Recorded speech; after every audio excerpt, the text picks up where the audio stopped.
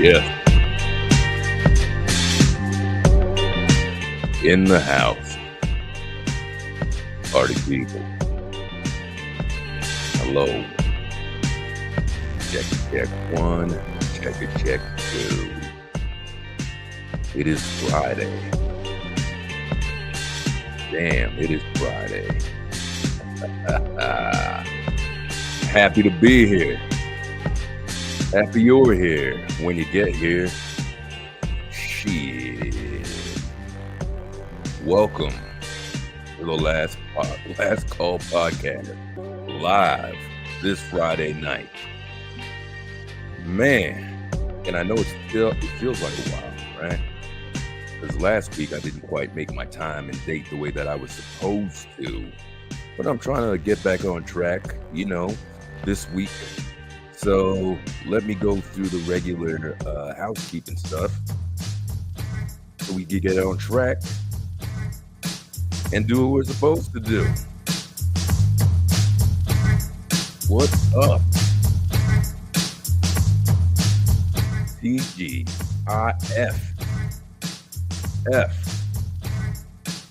I don't know. Already in the house, right on time. Let me do a couple things. Well, I know we have no time to waste, so let me just get to some housekeeping stuff instead of all the yip yapping and all that. This is Last Call's live podcast that I do once a week. Get on here, we try to discuss relevant issues or sometimes irrelevant issues. As long as we catch a good vibe, we get some good conversations, we get some good people to drop in. This is what we're doing. So it being a busy week, somewhat in the media, a lot of my people drop videos. We got to touch on a few things as well. I know I'm a small, I guess what people would call a struggle streamer or YouTubian. I got my little live once a week. I drop a video once a week, and you should check out this week's video. It's a follow-up to who I call the Belmont twins, the two black boys or young men that were found on top of Bell Mountain under mysterious situations. And I also added that there's a new set of twins that were found deceased, drowned in Mississippi. And also recall back to Kendrick Johnson, the brothers missing in Virginia going missing, in Atlanta as well. What the hell is going on, man? Some weird stuff. So go check that stuff out. So I do my live once a week. I drop a video once a week. I also, let me show you here in the background. That's my little page over here. So as you can see my videos, it's the Bell Mountain Twins 2, because it's a follow-up to the first one that you see here. So if you are foreign to it and you don't know what's going on, I urge you to go back, check it out, because these are things that the mainstream media is not playing for you, man. Of course, over here, just last week, I had the Shannon Not So Sharp, and it's another part 2, because I reported on him in his first little stupidness that he did in the first place, way the hell back. And if you look over here, man, I'm developing quite the library, man, or as some would say, the catalog. And over here, I like to have fun with my shorts, getting into the music. My last one was well received, which we're going to talk about a little bit later. Me and Mrs. Jones. People seem to love that song. And of course, the live, man, what we're doing right now. And like I was saying, I would be considered what a lot of people would say a struggle streamer. I just have a few. I started with like 18 people that I knew. And as of today, I got like 90 people, man, which I know is not a lot for you big time people. But for little people like me, it's like, hey, man, we are slowly growing. So welcome back to all my old schoolers, man. Everybody that's sticking with me, encouraging me to do this sort of stuff. I appreciate it. Back on track here, Fridays, 9 o'clock, doing what we're supposed to be doing, right? And we're going to keep doing that. And welcome to all my newbies, man, who is catching on and subscribing. I do appreciate that, man. So keep on. Spread the word. Let's grow this goddamn thing. So we have a lot going on, and before I even, pursue this and continue, I'm going to drop a little linky link down here so my people could get in. particularly one of my people, one of my peeps. I'm going to introduce him because he loves that so much. I'm just kidding. He doesn't like it at all, but I'm going to do it anyway. One of my homeboys, Tiz, from the great podcast, The Partners, with two other dudes that he does his live stream with on Saturday nights now at 9:30, man. And there's never a dull moment, man. These guys are just cool vibes, grown-ass men doing stuff. Although last week they did the wrestling thing, and I'm such out of touch with wrestling, I just had to sit on the side and listen to them talk about it. But it's good to see their enthusiasm for it. And even if you're foreign to it like me and you don't know shit, they're going to educate you on some stuff.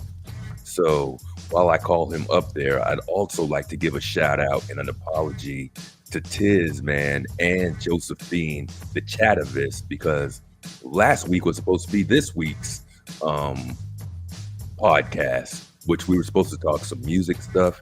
I don't know if we're going to do that this time, just simply because I might have to realign our schedules, which is just the way it goes. I take responsibility for that. But I know stuff like that just kind of happens. So, Joe, we're cool. If you're around and you hear me, step up, please. You're always welcome anyway. You don't need an invitation. Just like my homeboy Tiz in the house. What is up, brother man? Happy Friday, my brother. Please excuse my Wi-Fi tonight. We got a severe storm warning down here, so it could cut out at any moment. But I got about an hour and a half that my son has allowed me. So, okay, man. Okay, so let's use that time up, my man. I'm glad to see you back. Where's Joe? I don't know. I didn't hear from her for the week, but I certainly tried to get the message out. So maybe she'll pop up.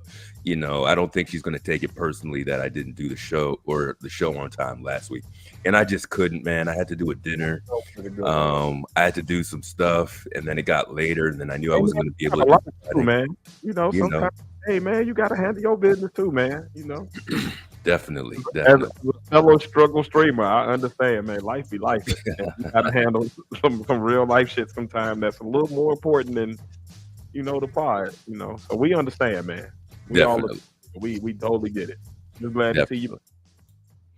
Appreciate it. And good to see you, my man. And I know we have a good Tiz's top 3 this week that we'll get into in a little bit. So anything you want to cover before we get started and stuff and get some things out of the way? As always, this is your podcast. You steer the ship. The Tiz top 3 probably has nothing to do with your topics. So I think it's better that you cook. And then, as like a last little, palate cleanser or something, or as a segue, we can use the Tiz top 3. But it's your world, my boy. I'm just, squirrel trying to get in that pause. All right. Good. So let's keep that there. So there's a few things that happened during the week that I want to, I don't know if I to say get it out of the way or just, have a little discussion with you, because these are ongoings, as you know, in our so-called sector, and it has to do, a couple of them specifically, with our sector. So some of the topics that we have right now to sort of catch up on and have conversations on. Number one, of course, would be the ever-going, embarrassing Shannon Sharpe with the addition of Umar Johnson saga going on in that whole debacle. So that's one that we're going to get into. Number one's also related to Umar. Not that he takes any responsibility over it, but his daughter is out there fighting in the streets, dude. Okay, I was hoping you was going to touch on that. I was hoping. Fight. Yeah. So there's that one. Wait. So touching. We're not going in there yet. So, there's that ridiculous craziness going on too, man. There's the one, I already made a video on it, so I sort of mentioned it at the beginning too, so we don't necessarily have to go in that one. And one of the things that I noticed, I saw the video, but I did not watch the video yet. So you may have to enlighten me on some of that if you talk about it. I don't have the details yet. Okay, and I don't have it queued up, so we can probably look for it and we could talk about it and all that. I'm ready for trauma until now, so I'm finally at a place this week. Right. Early this week was kind of crazy, so yeah. For no extra trauma to take on, so yeah. I hear you. I hear you, man. So, all right, let's dig into this ridiculousness. I'm gonna use a couple people, put some people in the background while we talk about this. For So, sure. shout out because I'm gonna have him in the background over here to my homeboy Nappy Yankee. He Oh, finally survived. the king naps. He Nappy The finally came out of OG, seclusion. OG. You know, He been um, with some heat lately too. I've, yeah. I've been seeing him. He over there cooking too. Hey, it's a lot. It's a lot of muffins being made out here, man. A lot of people got their chef papers on this week. I see. So he did his thing. I was over there in the chat for a little bit. He's finally back after his hiatus.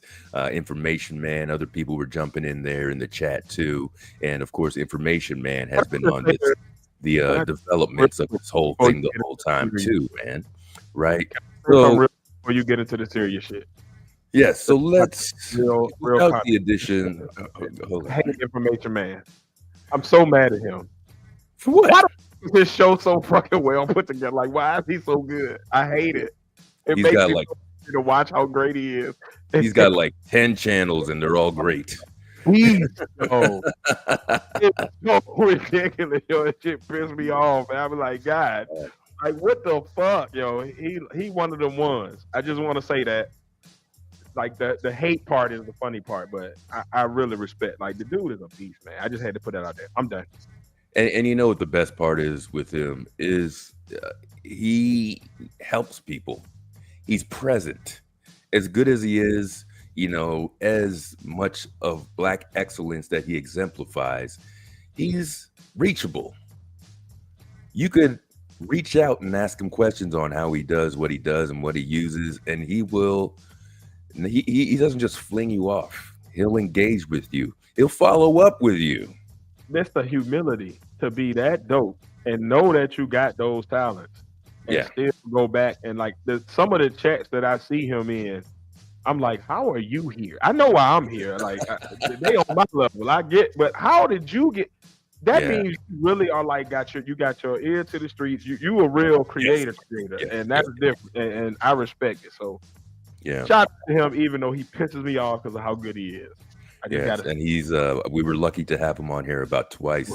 He was on here once with you, but he was on a previous time that you don't know about when we had a brother of a certain age on here, and we also had a great conversation as well with him. So respect him for checking in on his boy and making sure that things are on the up and up, man. So can you tell me which episode that is where y'all three were talking? I feel like just the level of intellect and knowledge between the three of y'all, I want to catch that just to catch whatever gems I can catch, because I know y'all was talking some good stuff.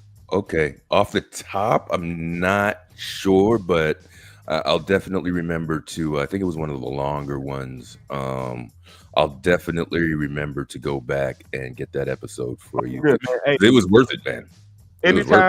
At any time, I want to catch it. So, anytime you happen to remember what it is, just shoot me the link in. You know what I'm saying? Okay. And while you're here too, because I don't want to be running out of time with you, did you get to see Black Anonymous's blog? It's nice to me, so I'm good. I'll let you know exactly when I got to go, but we good for a minute. All right. Did you see this? Whoa. No, sir. So what? This is what?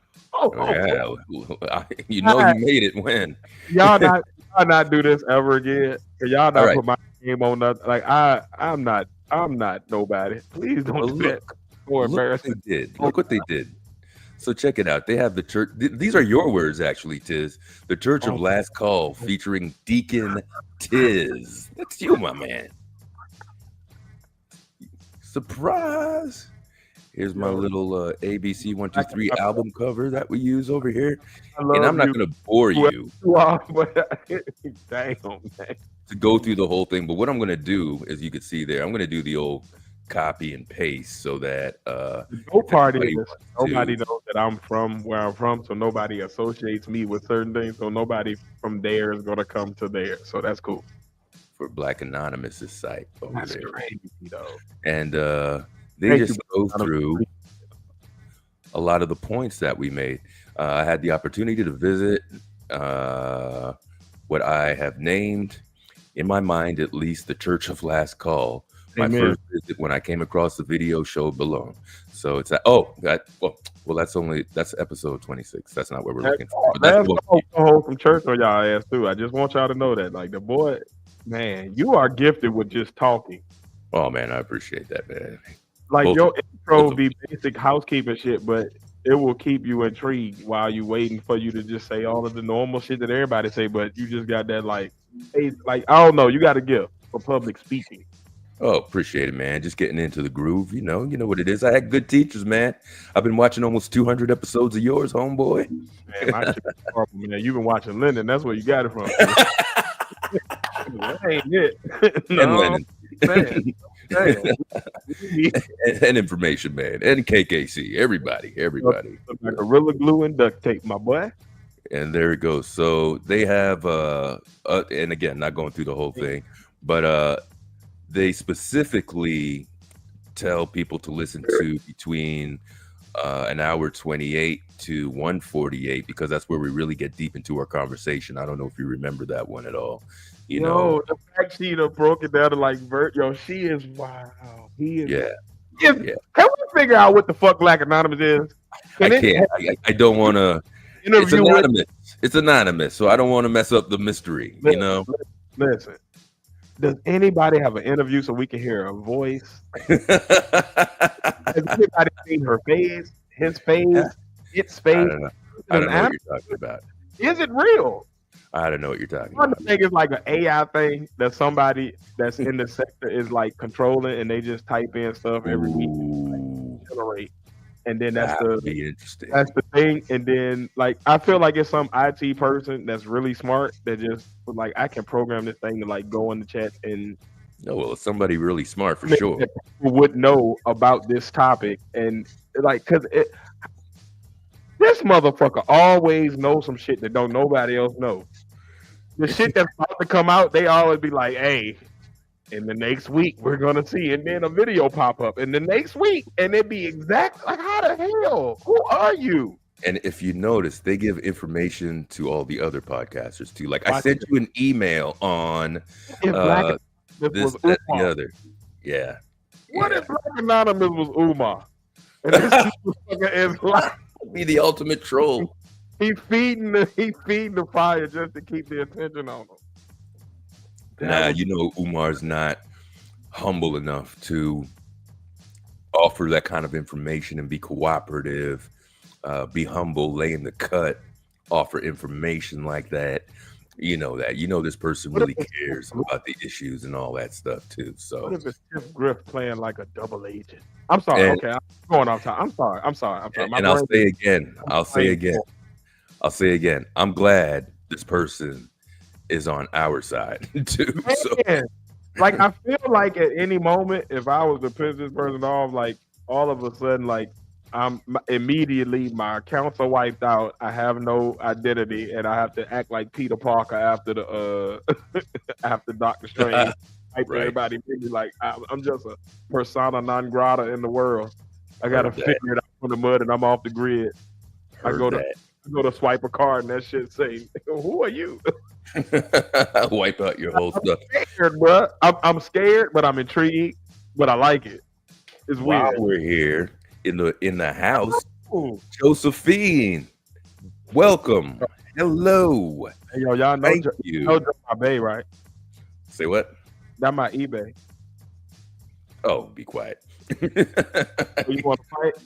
I haven't even heard of that nonsense until you guys brought it up. It's my eBay. Oh, he's my eBay. Is it eBay? I'm like, oh, be quiet with all that nonsense. Crying out loud. What's up, Josephine, man? You should have been here. Listen, I apologize for not being here last week. I know I messed up, man.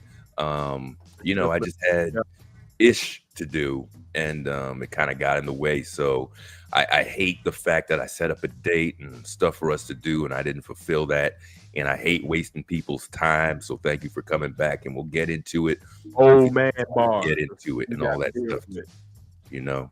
So, but thank you for coming back, man. I am glad you are here. So let's get into the order of business over here. So let's go back to this just Shannon Sharpe ordeal, and let me make you feel guilty. Listen, don't. And Um, she let's get will. into business because I don't want to lose Tiz, and we got a Tiz top three. We got a loaded show, Good, man. we good. We good. Go ahead and talk through it, man. This your We got show. a Cook. loaded show.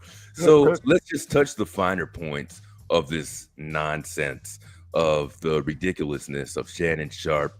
And I don't even want to dedicate this much time, but just because it's bubbling over and I don't necessarily want to make one of my weekly videos on it, I just want to sort of get the crap out of the way now while we're talking about it. So a few things, man. And you guys are going to jump in. Josephine, feel free to hit the link, jump in, say what you got to say before we get to our topic and everything too. We're just riding in the meantime. So we got this moron, and I'm just going to say how I feel, man. I'm just going to get into it. I'm not going to try to code anything. I'm just going to add my thoughts to the BS going on with this as well, right? So we know Shannon Sharpe. And this is my thoughts about this country bumpkin idiot fool. What I see with a lot, I use the analogy of a pig wearing makeup. You know what they're saying? A pig wearing makeup is still a pig. There's no differentiation. They don't necessarily seem more fancy. They're not more intelligent. They're just a pig wearing makeup, and that's what I see with Shannon Sharpe. Now, last night on Nappy Show on Naps TV, go check him out. Of course, we probably mostly got the same audience, except he has a lot more than I do. He was actually showing a little more appreciation for some of the commenters, commentators. Am I saying that right? On ESPN. Like, he actually likes a lot of those guys and how animated they like the show. And although these are sports figures and people placed there, of course, because they have their sports background, they have some sort of charisma, so they appear to be the right people for the job. Sometimes I feel like they're not, because although they're great on the field, they're great on the courts, it doesn't make them the most articulate, greatest spokesperson for that sport. And I've always felt like I'm not. First of all, let me preface everything by saying I'm not necessarily a sports dude like that. So I don't follow a lot of the stuff. Maybe a highlight guy. That's about it. Just like social media, it made me turn away for how invasive the media and everything became into the lives of these athletes. I don't want to know about their wives. I don't want to know who they're having sex with. I don't want to know I don't give a shit. It takes away. Stuck there. It's not going backwards. Yeah. Recognize that. And that's why I pay less and less attention to it. Because that stuff just doesn't appeal to me. So you get guys that were maybe great in one aspect of their lives in this particular field. And I think I wrote this in one of Information Man's comments that, they got the OJ syndrome where they're, it's not a black or white issue. They just believe they're so great and so grand in their bubble that they forget. I don't even want to say their place because that makes it sound like it's like subservient. You bring it back to race that way. But it also makes them think that they're above any of the laws or anything common people have to do and more or less forget where they came from. Now, I'll even bring it back a little further before we step and talk about a whole lot of this stuff. I don't care who you date. I don't care. I'm not. What I have a problem with is your preferences based on superiority or inferiority.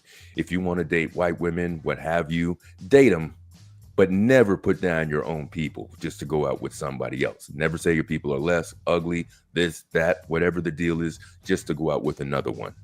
Because the part of my thinking with that is, if you are for equality, you want people to see yourself a certain way, and that's the way that you're going to conduct yourself.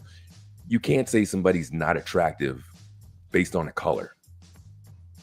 You must find them attractive. If you do, the one thing that can't hold you back is, but they're white or they're Indian or they're Latina or whatever the deal is as well. That's a weird thing to me, to say that you like people, but you're going to let that thing stop you.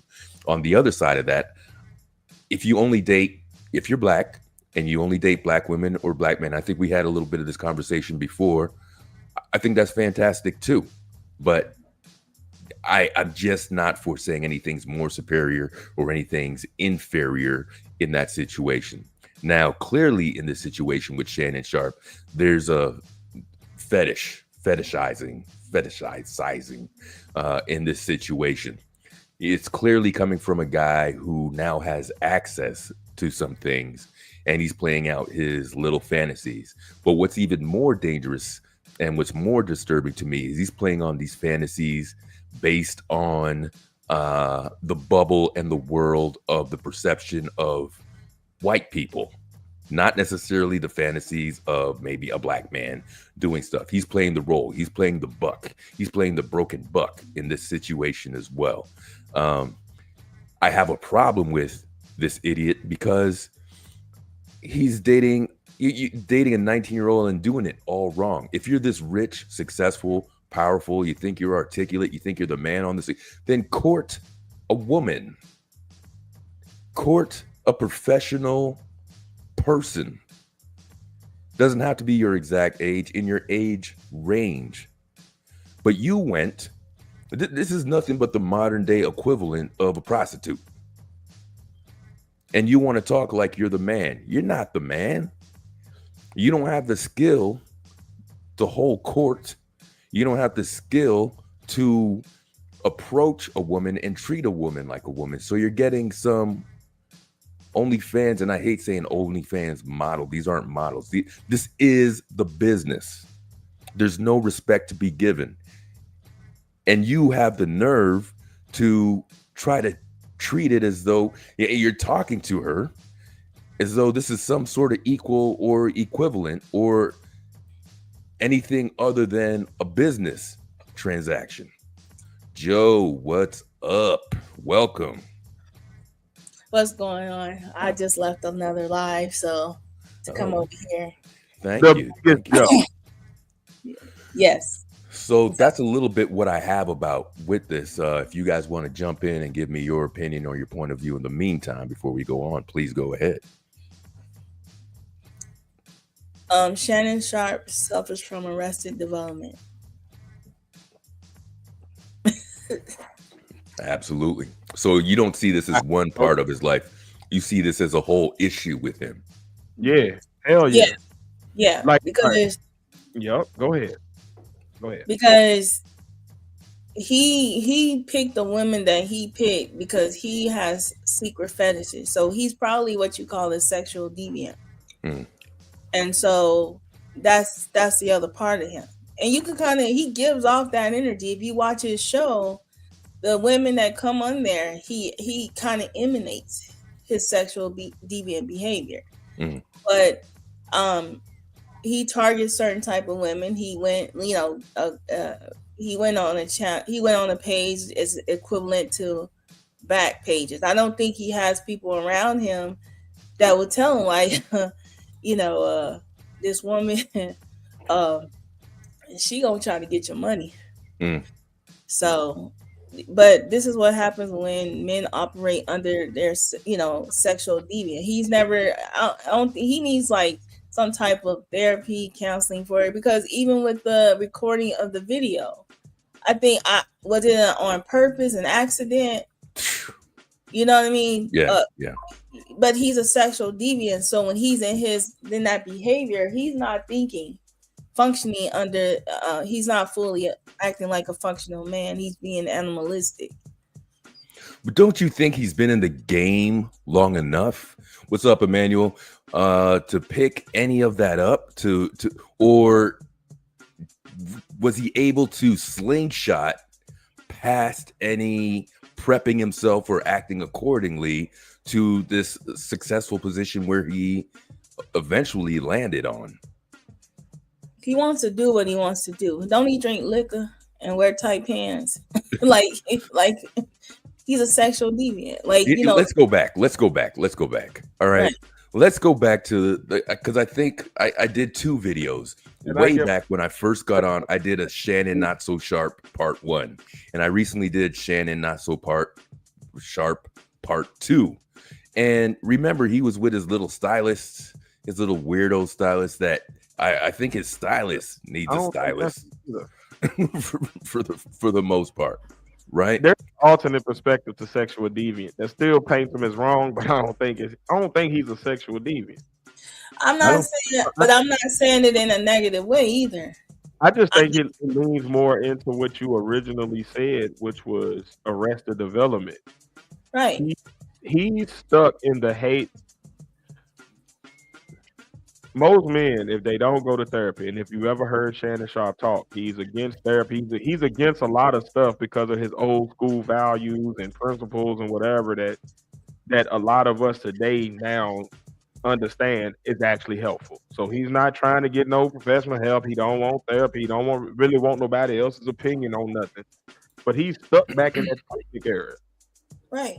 The era where we could be free. Like there was a period in the 90s because I grew up in it, and I remember like where everybody, it was almost like an extra free love period. It was almost like the 60s reborn. Everybody was just kind of freaking off and everything was cool, and there was no large media where everybody was media. There was the news outlets, but if they didn't catch you, and if you had enough money, you could kind of, hey, them 2 or 3 people that got it, we good. But when now we ain't gotta wait for the news to get it. Them reporters ain't gotta be there. The dude on the beach saw you acting a fool on the beach. Mm-hmm. This lady is like, we now in a new era, and he's still living by the old rules of like, I can with these young girls and it won't matter because they on the same page I am. Whereas now these young ladies, there is a culture in the young ladies and young men of a certain age group where they are completely fine with scamming. They want to find a way to hit a bag. It's all about the job. The Brittany Reiners. Yeah. Paper. So when you're dealing with these women of this age group, you talk about a 19-year-old who has grown up in that same era of that little, it's like a 4-year group of generation that's their culture. Okay. It's the same, like their music talks about scamming. There's a whole genre of rap about just scamming. Like these are people who are looking for the come up, and you come along rich as fuck, hollering at a 19-year-old girl, not understanding her culture. Mm-hmm. As opposed to choosing somebody closer to what you understand and is on the same page as you. You pick this, and now this is what happens. So whether he did it or not, he's a dumbass. Right. You outside of your game. You a Monopoly whiz and you trying to play chess. That ain't your thing. Right. But see, back then he wouldn't have been considered a sexual deviant, like you said. But now he is, because there's a stigma to this nowadays. But that is a negative connotation. Like right. So he's not a person out there looking for. I don't think he's out there searching for a 19-year-old. I think he's gullible enough as an old ass man to think that this 19-year-old really liked him. This won't happen. So when all this started to happen, but I also think this. Okay, so she plotted this. She knew what she was doing, regardless. Right. But hear me out. Right, hear me out on this one. So if Shannon Sharp didn't have any money, and he was like a bust down, like just a regular, ordinary guy, and the way he acts and the way he comprehends things, would he be pulling these kind of women? He still has that desire where he wants to dominate a female sexually. He wants, like, he still have this kind of mindset, and so does he look like he looks? Right. No, his behavior. Like, let's focus just on how he behaves. No, here's what I'm saying. Yes, he would still pull that same woman. It would look a little bit different, but because he's already got a simp mentality where he wants to pay for these encounters, he's willing to do that. And he has an aesthetic that makes him look like a target for a certain demographic of women. Like Cardi B, when she was 21, would have got him. She was one of the dudes that was in the lyric of one of her songs. Damn. Because he's gullible. It's like you said, it's an Arrested Development of I am stuck in this certain era where this was the norm, but I don't realize times have changed. people. Right, I am no longer the valiant one that the women want. I am the target that the women want to take money from. So even if I'm not guilty of this, I'm gonna assume he's not guilty until he's proven guilty. right. He's still a dumbass because he's assuming that these old rules still apply to these new young people, and they're not on that. Like, they don't look. You are a lick. You are an old man who's dumb enough to believe what I say because I look cute to you. Yes. I'm going to play that up as much as I can. And as soon as you start to try to act like, oh, you don't want to play that role no more, I got you, because I know the other role. Because there's people who run it, who stop short in front of people to get a check on the highway. They try to make you crash into them. That is this. Well, let me ask you this: how old is Sean? Now he's still operating off of I can SA a person and it's going to be swept under the rug. No, sir. No, it's not. Right. Well, let me ask you this: how old is Shannon Sharpe? Like, how old is he? If I'm 56, I think. Okay, so he's older. He should know better, but he don't, because he ain't kept up. The nigga can't run Instagram. Right. But the way I'm focusing on how he communicates with the young lady. Because this is the Me Too movement. This is us. Some of us women are very self-aware of how our body is. But we all know that him being around 56 years old, he's taking pills to keep his stuff going, and he has ED. And because he talks about it all the time. Yes, ma'am. Right. He has ED. And so in his mind, he thinks that messing with a young girl, it ain't the older women, it's the young girls that we, listen, my thing ain't getting hard because because I'm attracted to this. And what I'm saying is, I think he sometimes operates under his human biological nature to make me a man. I got to get some of this, this kitty cat. Like, to make me a man, I got to get this young girl. Right. To make me a man, I got to show it. I can, let me add in, besides him saying, I agree with that part of it, but I also want to add, I think in his mind, but also to be a competitor with his peers to have that accessory. It's the football, the rapper, the entertainer. I am the apex of my profession. I'm on the top 10% of people. Right. I am used to a certain thing. I was a football player in the 90s on championship teams. I am used to getting my way, and I am used to relationships in which I am in complete control. Even if you listen to how he talk about his assistants and stuff, he's in that dominant position all the time. So that's who he is, right? Right. And I think he got arrested there, where a lot of us, over time, because we're younger and we're more in tune with like what other people are coming up with as we get older, we're willing to like be a little bit more malleable. Like, all right, yeah, just because I thought that when I was 19 don't mean it's right now that I'm 40. Mm-hmm. He got stuck somewhere in Freaknik. Like, if you listen to his 90s talk, he talks about that like that's all his life has been. A lot of his stories come from a specific time, and I think for him, what Joe said was so profound. Is like he is that 23-year-old guy that made it to the league. I'm just becoming a millionaire. I'm getting all these women. I've kind of was the buck thief, big black guy, too dark to get girls back home, but now I'm the nigga. Yeah. And from college on, if you listen to how he tells his stories, you can see his eyes almost like glaze over, like, oh my God, I was the best. Like, you ain't done nothing in the past 5 years that make you feel like that. But when he talk about his time on Fox Sports or any of that, it don't get him that. But when he talk about that time, you can see it. He's there still. And because he's so still there, intoxicated from like, that. Can tell on you, nigga. And not only can we tell on you if you're wrong, even if you're right, you're the gullible type of sucker. Yes. That the woman that would want to take advantage will get. So either way, you're fucked. If you're the deviant, like Joe said, you're fucked. Because women ain't about to just stand there and not say nothing. They're going to go tell somebody, and the lawyer coming in, and they about to get your shit.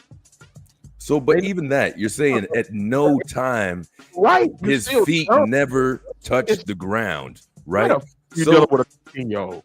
Right. So it's a 19-year-old. If you're trying to have this conversation with this 19-year-old, you're going to turn to her and say, hey, remember when I scored that touch? No, I don't remember. I wasn't born yet. Hey, remember when I was inducted in the... No, I was in kindergarten. Like, there's nothing going on there that they could relate to each other. Would you talk to a 19-year-old? Say again? Would you talk to a 19-year-old? No, I couldn't.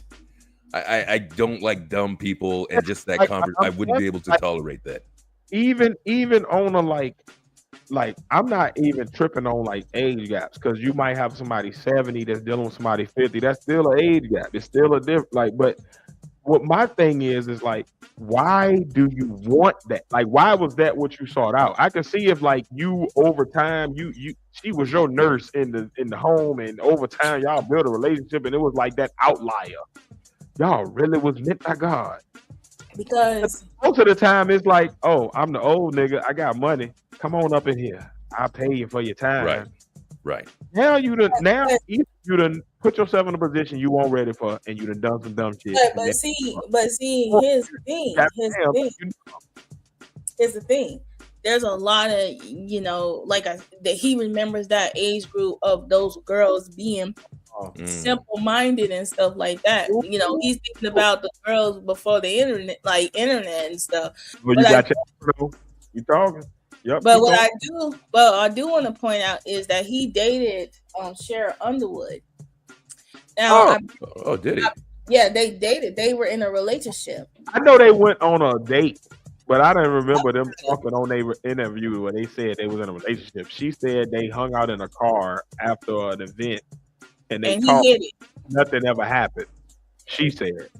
No, he hit it. But and then he hit it. Who said that? Where's this fact at? Okay, hang on. I want to hear more, Josephine. Tell us more about this. Yeah, because the way they were, the body language, it's the body language for me. Okay, you speaking on a review object. Okay, so this is it's a body language for me. Like women, like when you know you gave a person a piece of you, Sharon Underwood gave that man some head. Like I'm trying to tell you, like this woman ain't because she got. I just want to make it clear.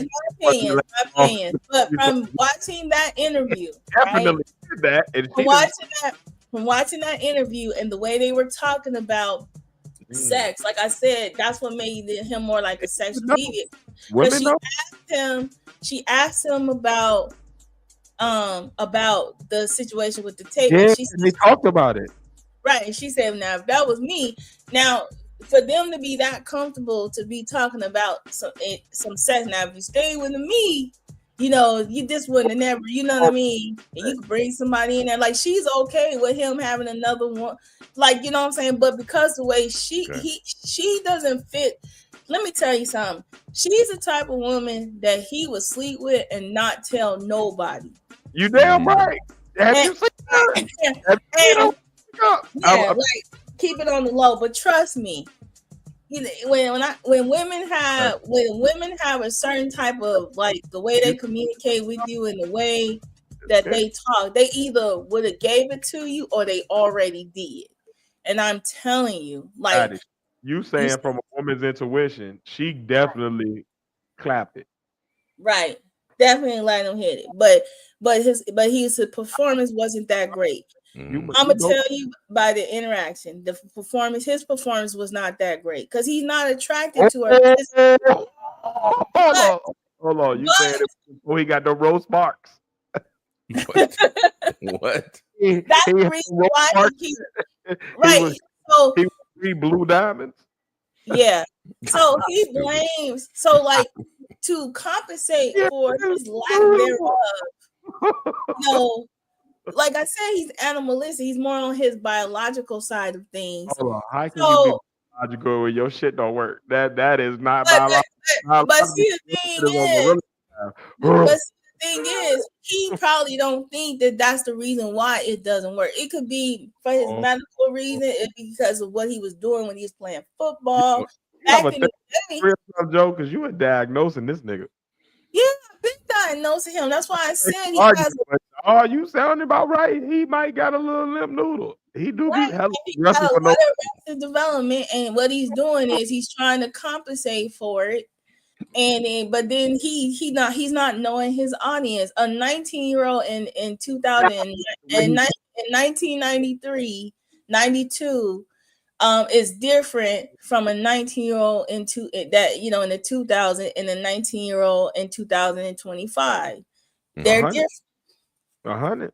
And a lot of men don't see it that way. No, they will clap your ass up, and they will use their rights if they have been wronged, and if they just see you as a lick, they'll use their rights. Either way, you getting fucked. So Right. But I also think part of it is like this as well. Like they gonna beat the shit out of you in the court. He went this way with this chick because he doesn't have to court somebody who has better sense. You know what I'm saying? He could skip all that. He doesn't have to be judged by seasoned eyes or a seasoned individual. He can find an older lady that look good. Like you got people like Bernice Burgos that's like 50 years old and still look young. So if he want the young aesthetic, he can find it in his age group, or at least he don't want that. He's around jocks. He's around athletes. He doesn't want a sophisticated individual. Listen, but man, see, what's the difference between him and Michael Jordan? Call it on the other side of the house because you scared of seeing a girl fart or whatever. Like, ain't nobody about to do all that these days. It's 2025.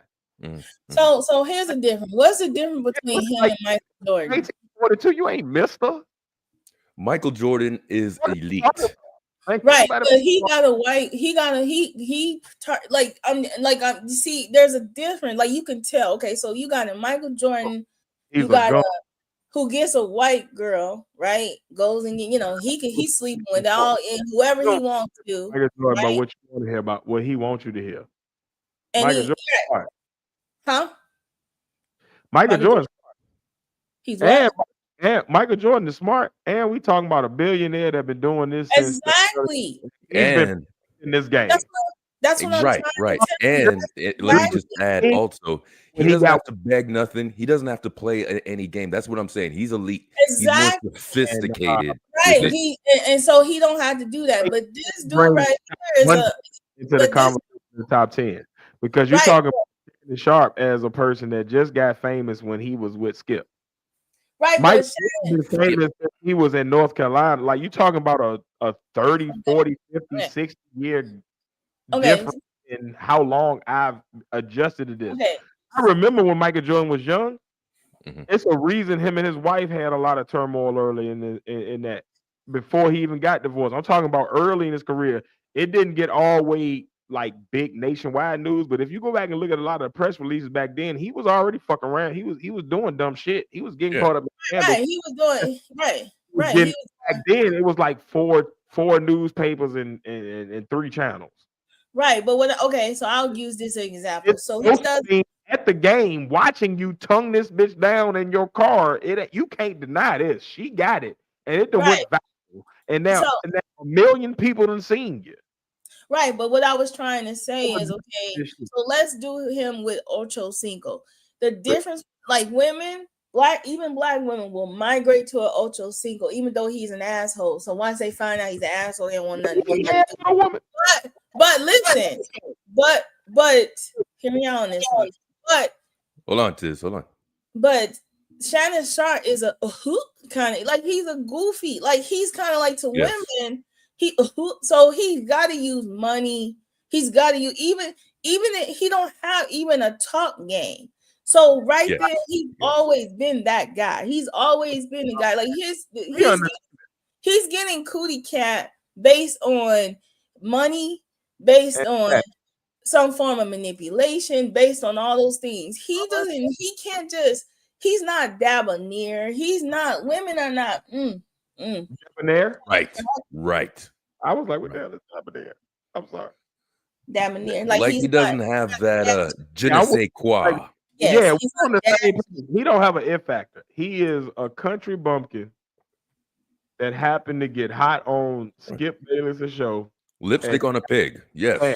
He happened to get a fan base from that, and now he capitalizing on it. And I agree with when he capitalized. Like he's making good money. This guy. If he didn't have no money or whatever, he'll be. And then adjust to the city like. If this guy didn't have no money or nothing, he'll be peeking under stalls. He'll be watching a whole bunch of pornography. He'll be working at the like Winn-Dixie. Like he's that guy. He's just, you know what I'm saying? But he's cool. Everybody knows. He would have been an Al Bundy talking about his high school days. Yeah. When everybody in high school started going out to eat for lunch, he was still at the cool table that used to be the cool table in 10th grade, and he still think it's cool. Right. And so what he's doing is what is actually cool now. Like if he was to fall back, get a woman that's like 36, 40 something, maybe even 50 something. It's women like black women have not, like we got 90s fine women now. Like black women ain't aging no more. They all look young. So like, but they're not checking for him. A 19-year-old girl to get a young vibe. But they're not checking for him. Let me tell you why. Yes. They're not checking for him because a woman that's willing Shannon Sharpe don't come off as a very intimate dude. He don't come off as a guy that's very romantic. Like he comes off as a hook dude, and what he does is he's aggressive in the bedroom. He's very, very like get on top of you, bend over, kind of like you listen to him talk his way through his sexual encounter. Yes, but think about this. Checking for that. 36-year-old, it's a 40-year-old that looks young. Like again, I bring up examples like Bernice, but like there's women out here in the public that are famous enough to understand his lifestyle, that are old enough to be freaky enough with him and still keep it quiet, and they're his age or close enough to his age. It doesn't come with all the stuff that these youngies do. I got it. Right, a 36-year-old. I ain't finished what I was saying. Okay, go ahead. I was saying. Listen to what I'm saying. They not checking for him. I'm not arguing with y'all. His approach is fucked up. Right. Can we agree there? Mm-hmm. Yeah. We're all on the same page. Mm-hmm. Again, I'm not disagreeing with y'all on how he's approached it. What I'm saying is, if he was a smarter person, if he was a person that was more self-aware of where he is, there are women who can fulfill the young aesthetic, but be closer to your knowledge range and age range where you don't look like a disgusting pervert. And they would probably be more accustomed to what you're trying to do because they also are probably looking for that.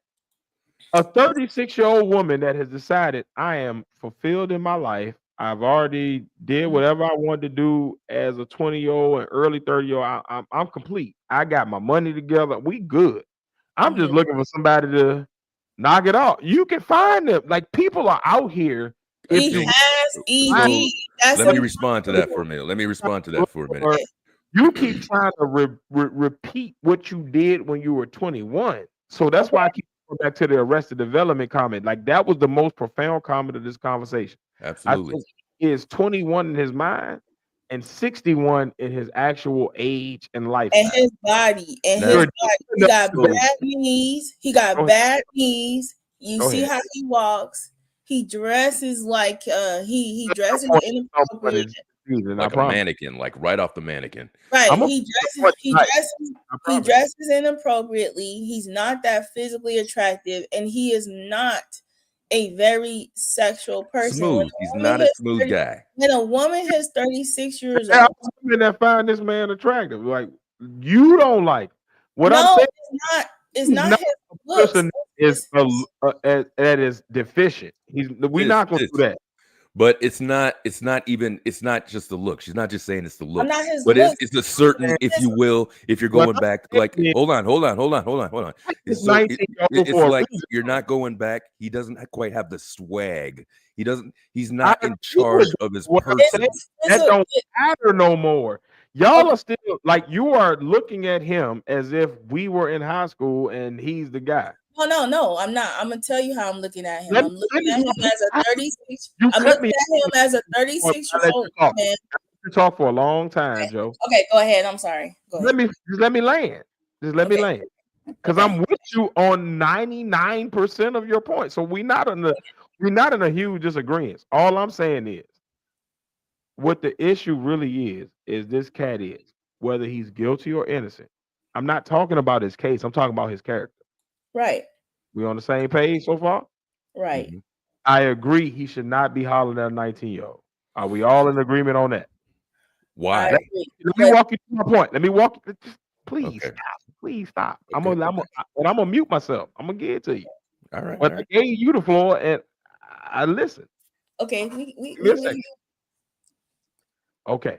We all agree he was wrong for hollering at a young girl. Am I agreement on that? Do we have any disagreement on that? No. Okay. Perfect.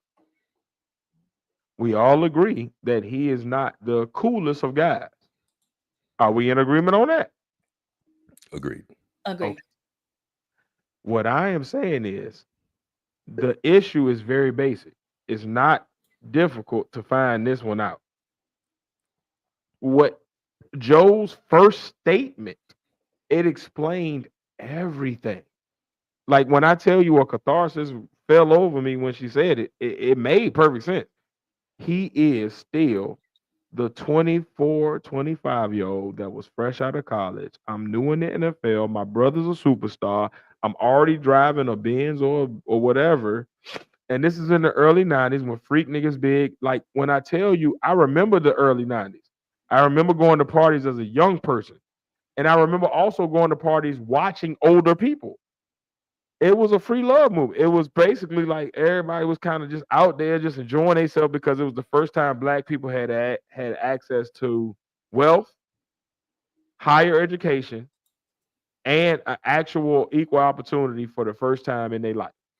And I don't mean equal as an actual equal. I mean is what we perceived as equal for the first time in our life. I remember it was the different world era where everybody was starting to go to college all of a sudden. It was like a new resurgence of blackness. I remember this era. It started with the self-destruction. You're ahead of us. Like we started to kick that the 80s era of crack, and this is all just drugs. And now we're going into the party era, the happy era, the era of black resurgence. So I want you to understand, like everything has a context, right? So you're talking about a person that grew up in that era, and his fame and stardom started there. Okay. Right. And you're also talking about a person that has not been through therapy to understand why he thought the way he thought at that age, to understand maybe the childhood traumas that he experienced to get to that point, right? You're talking about a person that has verbally and publicly said that, like, I ain't do all that. I deal with it my way. Right. So you're talking about a person that doesn't have a lot of tools and resources as a 50-some-year-old man to really be what he should be out of that, right? Do we agree so far, or are we in disagreement at a point? So far, a lot of the I'm just similarities in everybody's argument. Yeah. saying so far. I Right. ain't Right. going no further than that. Yes, I ain't going no further than that. I'm just saying, so far, are we so far on the same page?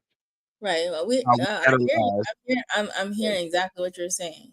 Okay, so from there we go to this man has been famous somewhat, right? It's a somewhat famous. It's not you have a helmet on. A lot of people like if you were to ask the average person before, and you're not a Broncos fan, you're not a football fan, you're just an average person walking the street. If you ask them who Shannon Sharpe is, they really don't know. You might know Sterling. You might know because he was that big of a receiver early in his career. But Shannon, you might not know, even though he's possibly top 2 tight ends at that era in the 90s, early 2000s. Okay. You then get this guy who's been kind of floating under the underground. He's able to do famous people shit because he's rich enough, right? And in the 90s, there was a lot that was accepted that is not accepted now, and we now know is fucked up. But in the 90s, there was a lot that women accepted, men accepted, society accepted that was fucked up. Can we agree on that so far? All right. Okay. So when we get to, we're now in 2020, whatever, right? You now have a man that's been hidden by a helmet, but been protected by money for a long time. The media is shifting. We now have people who can pick you up today. Won't have to wait for the news to get you. Like the waiter at your table can get you. You feel me? It's a different, but he don't realize it. He's still in 95. Okay. So now I get extremely famous. People actually know what I look like. Because before I'm just 84 on the Broncos or 80 whatever on the Ravens, and I'm the guy that may have scored a touchdown, but you don't really know what I look like.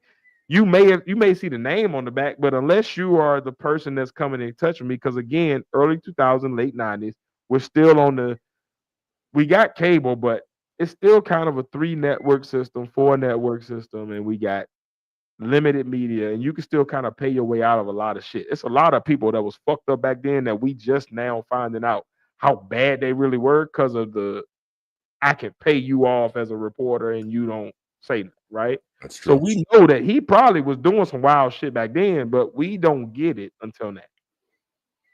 Because now he's really famous, and now we have like what I would like to call sidewalk sleuths. Like the average person can catch you fucked up and get you. You don't have to wait for the news reporter to finally investigate enough or whatever. We just look, you famous. Somebody gonna get you. Keep playing. And he played enough. And I think that's what happened. He's arrested development, like Joe said. He still thinks he's the 24-year-old that can pull a 19-year-old. Now you don't realize you're a target already. And if you do some fucked up shit, this woman ain't scared to tell no more. In the 90s, she might have been afraid of the publicity or whatever. Now she don't give a fuck. I'm gonna get clout and your ass going to jail. Fuck you, nigga. You shouldn't have hit me. You shouldn't have did whatever you did to me that made me feel threatened as a woman. So like it's a different day, but he don't catch up to that because he's in the rest. He's still in 96 when Right. they Broncos won the championship, and he was like, "Yeah, fuck them dirty birds. I'm the man, and don't nobody know. And if we do some wild tonight, guess what? We can pay them off. No, that ain't that. That ain't no more. I want to kind of give you a different. I want whoever saw you gonna speak up. So you fuck. So you gotta play by the rules now. You got to, or you're fucked. It's no between. It's arrested development. You still think you 24? Right. I want to give you and I want to add something to that also. Okay. So let's look at the physicalities of it. Okay. This man has knee surgery and bad knees. Okay. I don't know, and you get like, I'm 49. So when you get this this age or a little older, these are the things that you experience when you're and I was into track. So the reason why I have issue with my knee is because of track and field. So I ran track most of my life. And that's what I did. Okay. This man has bad knees, has surgery, and he's a man. The only thing that he's operating under is the fact that he has money. That's it. He doesn't have the intellect, and he's not carrying that. A woman that's 36 years old, right, is seeing this man basically struggling to get up off that couch that he's sitting on. Okay. So 36, and here I am, I'm at 49, being single. I'm like, wow, this dude's having a hard time getting off that couch. You know what I mean? So that's not only it. And then you have the sexual component that he has. If this guy was like a romantic guy, a guy that sits and talks to you because when you become an older woman, you're 30, over 36, you start to know what you want in a man. Like you kind of know, like if it ain't about money and a man, you're not a gold digger, all this and that, you're looking for conversation. You're looking for intimacy. You're looking for this and this and this. Shannon Sharpe wants to be like he doesn't even have that down. He's more like, oh yeah, put my hands around your neck, you know. Goofy. When you become an older woman, you're like, dude. I mean, yeah, women like, you know, we can do some little freaky stuff, but we know when we're older, you got that out of your system. We know when we plotting on you, we know you got that out of your system. So when you get that age, you're like, you gonna do what to me? You can't let's do it in the shower. You can't do it in the Shannon Sharp can't have sex in the shower. So that's why I say he's kind of a sexual deviant because of his conversation. You know what I'm saying? His conversation. So like you try not possible. You so say a 36 it's like a 36-year-old woman is not checking for no 56-year-old man that that can't run. That's, you know what I'm saying? Gotta still be able to work. She's only looking for security. And if he can provide financial security for her, it's the 19. She gonna be with him. This is 20-something. Now the 19-year-old. Hold on, this. The 19-year-old girls, the 20-year-old girls, yes, 100% he's a mark. But he's such a sexual deviant in his mind that he's thinking, if I go younger, he the boss. Yeah, and what he needs to do is accept where he is physically in his body. He needs to accept what it is. He needs to accept that, you know what, in high school, I was digging them down, girl. I sure was. But now, go play golf. Go play, go watch movies. Go, you know what I'm saying? You know, you remember. He got about, hey girl, he gotta make an appointment. He gotta be like this. Girl, I got, you know what I'm saying, and took my blue diamonds. So we're gonna get together, 2 weeks from now. He's got to accept that 5 minutes, girl. I got right. He's got to accept. So when you don't have that anymore, you have to go to the next phase of your life where you are looking for companionship, conversation, whatever. But because of his arrested development, and he doesn't want to be that guy, he wants to be, hey man, baby, if I put my hands on it. I ain't realized that no, like the life has changed, my establishment has changed, my level of credibility has changed, and your physicality has changed. Women have changed. Right. But your physicality has changed too. Yes, all of that. Like at the end of the day, like even if that nigga was out here, look, if he was out here giving golden strokes, hear what I'm saying? You're damn near 60, and you're dealing with women that just crossed the line of teenageship. But the denial is that he doesn't. Why is that your target audience? Like I ain't even mad because let me get a couple in here. So for a couple of things, remember a couple things about this guy, right? Hold on. Remember a couple things about this guy, and I was listening to a little bit of Kwame Brown on him too, right? Shannon Sharp was country.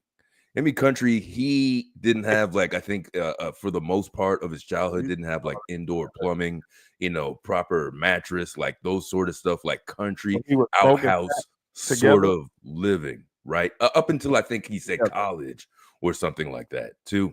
So he didn't just even adjust to what we would call the regular things in life that he didn't have, right? I'm talking about this girl, and again, when she wasn't even born, it was his heyday. When he was inducted to the Hall of Fame, she was probably in kindergarten. Do you think, I started thinking while you guys are talking as well, if I got about 20 minutes, maybe, okay. If he didn't want a woman his age, or if he just couldn't mentally handle a woman sophisticated and at his age as well. And remember, this is the guy who jumped on a basketball court to fight a current and active NBA player This guy is not in his right mind to do anything, but maybe talk about some sports occasionally. This is what we got from this guy. So it's no surprise to me. He just has no self-awareness. It's no surprise to me that he's caught up in this situation. Yes, I think he does know better, but he feels like he can't do any better. Behind these muscles, behind these ridiculous, stupid suits, is this insecure, aging man who wants to belong, who wants to be revered a certain way, but he realizes unless if he doesn't put aside, or if he does put aside that persona that he has on the TV, all loud and animated, nobody's going to pay attention to him. Facts. Okay, so what I would say is my synopsis of the situation is he's told us who he is over the years. Okay.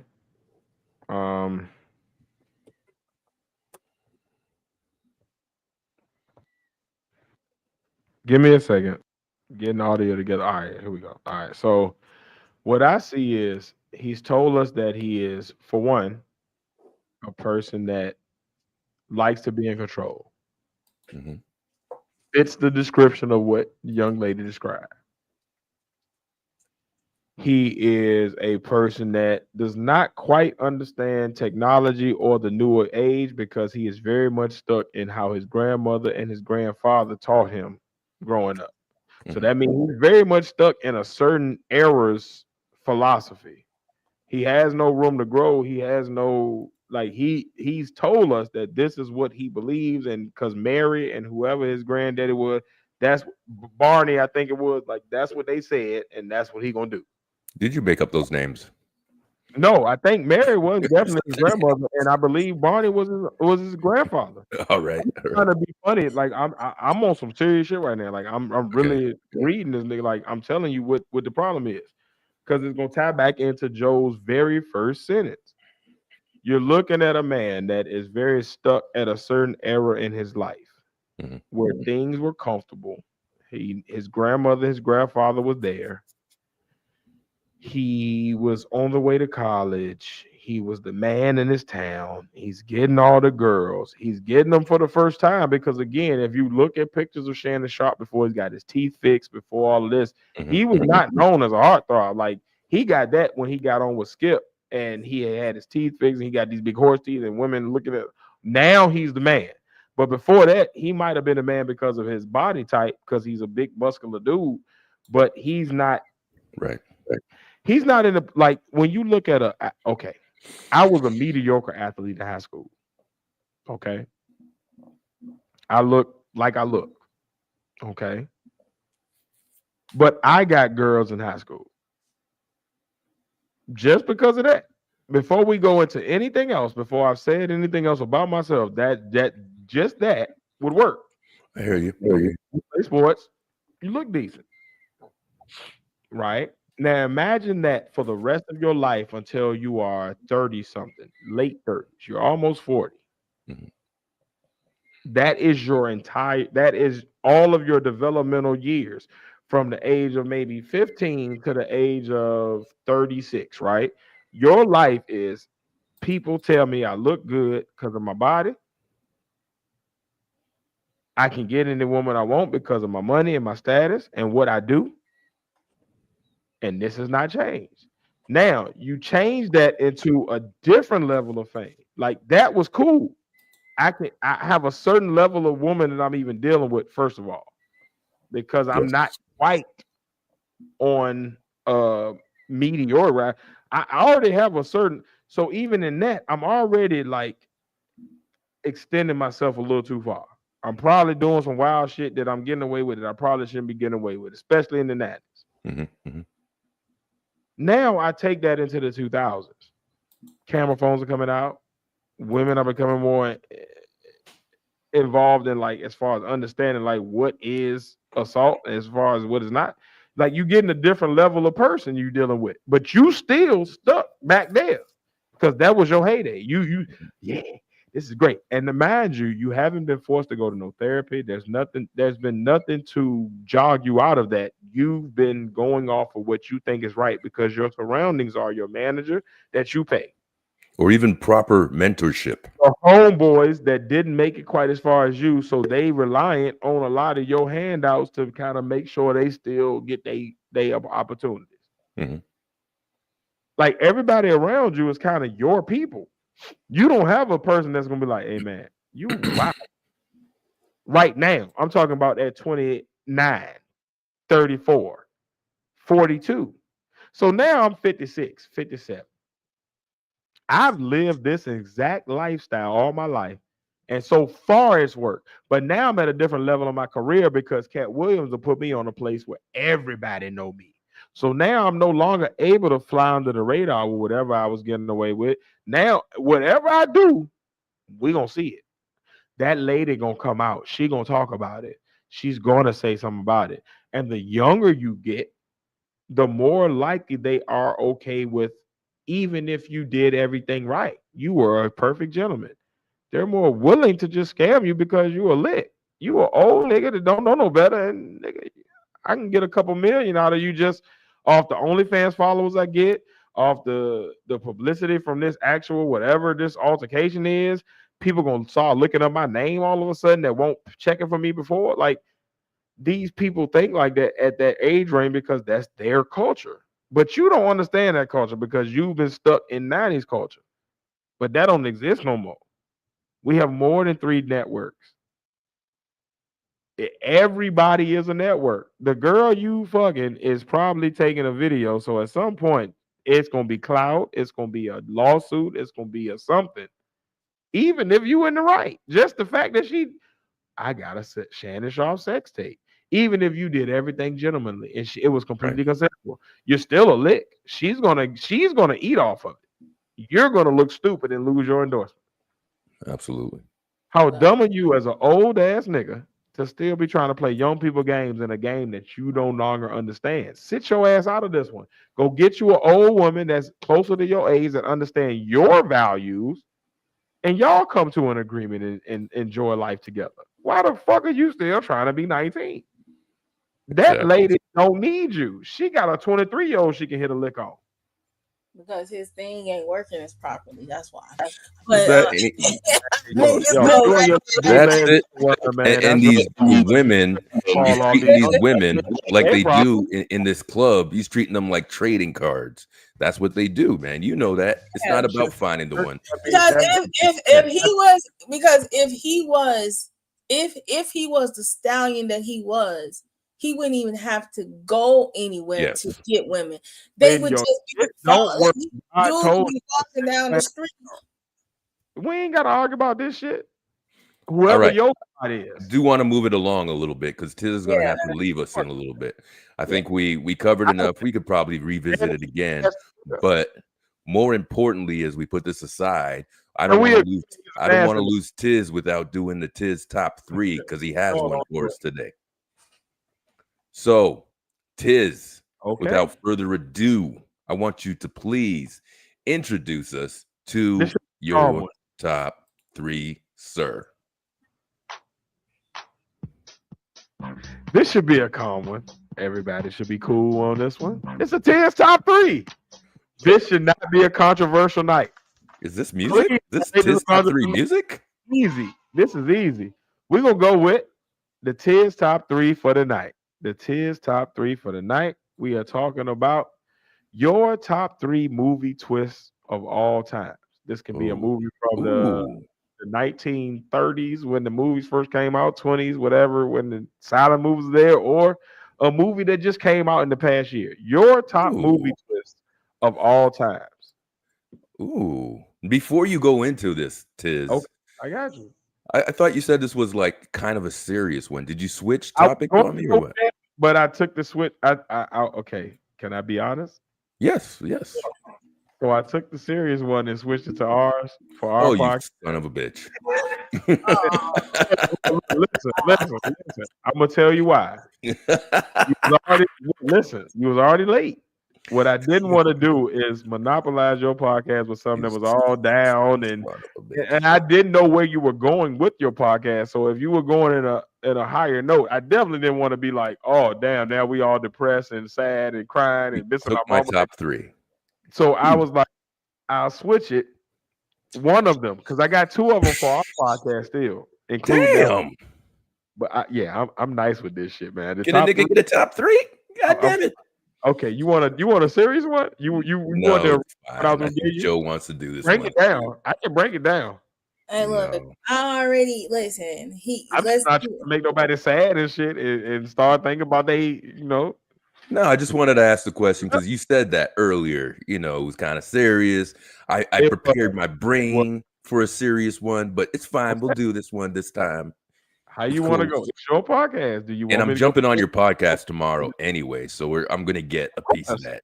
If you didn't join, I would be mad. I will curse you out the same way you would if I didn't join yours. Like, yeah, you better be there. Joe, we keeping this one or what?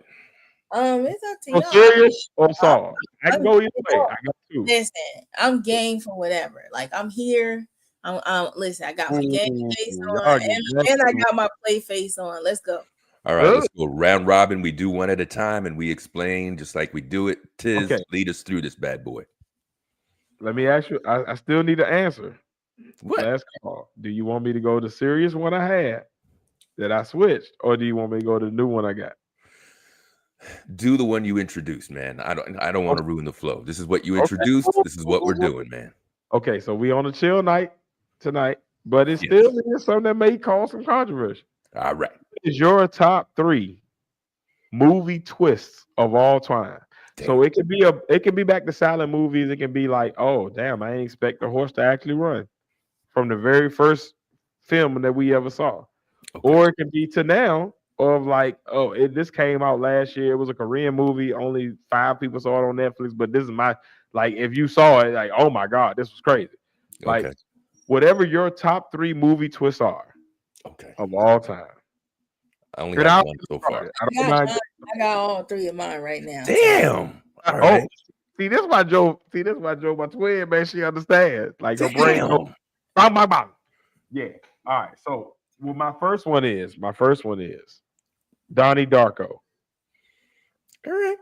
If you've ever seen that movie, the way they go from, this is just some kid that's just experienced some fucked up shit to, now we on some time travel shit. Okay. The switch happens so like bang. It's no segue. It's kind of just like you're just thrown into it all of a sudden. And if you don't catch it, you're still along the segue of, he's just a fucked up kid. It's just like experiencing this shit. So like, it's one of them twists that like it can sneak under the radar if you're not quite onto what the director's doing, or it can read as the twist. And either way, it makes sense. So it's a dope movie. If you've never seen it before, it was one of the movies that kind of got me into like weird movies and like the movies that had like the sharp twist that like you never saw it coming, but like, oh shit, this is wild. I see what they're doing there. And then later, the thing about Donnie Darko for me is it was a lot of theories I had growing up because I was a young child watching this movie. And, I caught it on a HBO. It's been out in the theaters for years, and I got it. So I was like young child, adolescent watching this movie, and it made sense to me when I watched it, but I didn't understand. Like there was a lot of connections that I couldn't have made until now. We're in 2020 something, and I get the breakdowns on YouTube, and it's like, oh yeah, I was right. That was what I was thinking. Okay. But before that, I'm like, I don't know. It could be whatever. I don't know. Somebody could say something else, and I can't argue it. So it was a dope twist. And if you never watched it, watch Donnie Darko. It's a weird movie, but it's a cool twist if you're into that type of thing. Okay, and you get a young Jake Gyllenhaal in there as well. It was one of his first movies that actually you knew he was like a guy, and it was one of his first stars, if not his first. Okay, it's a good one. It's a good one. I like that. I like the explanation. I remember it vaguely from years ago. If you never watched it, or you watched it a long time ago, check it out now. Like I think with fresh eyes, especially being grown-ups, you see a lot more, and as knowing as much as we do now, especially as far as the information age, time travel, we watch a lot more movies that kind of explore these type of themes, so we have a better handle on it. I feel like a lot of film people would be cool with this. Would Like this, appreciate it. I got yeah, you. they would get the twist and understand why it's so important. Okay, and if you see here, it's got an 8 out of 10, which is a pretty damn good score. So, all right, I like it. Joe, you want to go or you want me to go? Oh, I can go. Oh shit! So my movie is Unbreakable. Okay. Ooh, That started it all. That Yeah. started it all. Yeah. So that's my movie. Like that twist in that movie, like I always use that analogy about people because in this movie, right, you know, you got good versus evil, but in a different way, right? And when they made a sequel to it, I mean, the sequel was good, but it's not as good as just the original of the thought process of this movie, Unbreakable, right? yeah. You Okay. you got this fragile person, this person who who gone through his whole life, having surgery after surgery, and he's evil. And then you got this person that who's pretty much, Bruce Willis, who lived like kind of fear of water. Fear of water Keep going. his whole life, but then he has the power to save people, the power to see things, and it's all being manipulated by this one person. This person, this evil being, thinks that think that his purpose in life is to cause havoc because that balances the world, like the balance of life. It's because before Thanos too. Yeah. She cooking. Oh, that's a good one. I like that one. You guys making it tough out here. That's an analogy. Hey, look, just know I'm about to jump on your back. It's about to be a piggyback situation in a minute. But go ahead. I know where you're going. All right, Joe, is there any more about that one? You don't know where I'm going though. It's just that I use it as an analogy for people that's kind of like trying to, it's like thinking that you have a deficit. There's something wrong with you, but it's that you have the power to will everything else around you because you have no control over yourself. Okay. That's how.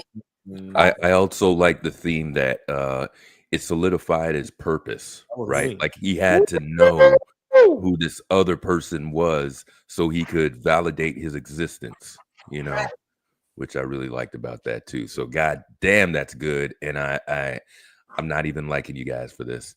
All right. Was that it? Was that it? Yeah, that was it. That's round one. All right. It's you for round one. All right. I'm going. Don't look for a minute. Don't look. Brother. I'm putting in this one. Ooh. Yeah. This is the first one I thought of when you said the twist. I thought this movie was it's only PG-13. Yeah, if you can't see what I'm talking about, you're listening, you're washing the dishes, whatever. I'm talking about the movies The Others with Nicole Kidman. Let me start a couple things over here. Hold on. Let me start a couple things over here. I'm not even a huge Nicole Kidman fan like that or anything, but I decided to watch this because even I forgot what year it came out. Maybe it could have been 2001. All right, so I finally decided to watch it. And it wasn't your typical slasher horror film or anything like that. As you can see, it's PG-13. But what I appreciated about this is that it was proper storytelling. So it's something about the war. She's waiting for her husband to come back from the war. And I shouldn't have to say spoiler alert or anything like that, but she's waiting and there's some things going on in the house and whatnot. But are we just giving away the movies, right? We're just saying whatever we like. Right? Look, at this point, look. All right, let me get a disclaimer. If you've not seen movies up until today, whatever the movie is, stop. Go back, watch a bunch of movies, and then catch up with us. Because we Yeah. about to go through, like, we not about to filter this. No, Okay. no. All right. No. Good. You Good. go. So even Cook if you're my watching brother, right now, cook. even if you're watching live, just stop. Cook my brother, cook. Just go. So I like the way it was very mystic. You know, it was a very foggy movie. You're kind of taken with this woman that at that time they would have you believe that women weren't in the right state of mind, that they had to be taken care of if their husbands weren't returning home and stuff like that. And this husband was at the war and everything. And I'll say yes.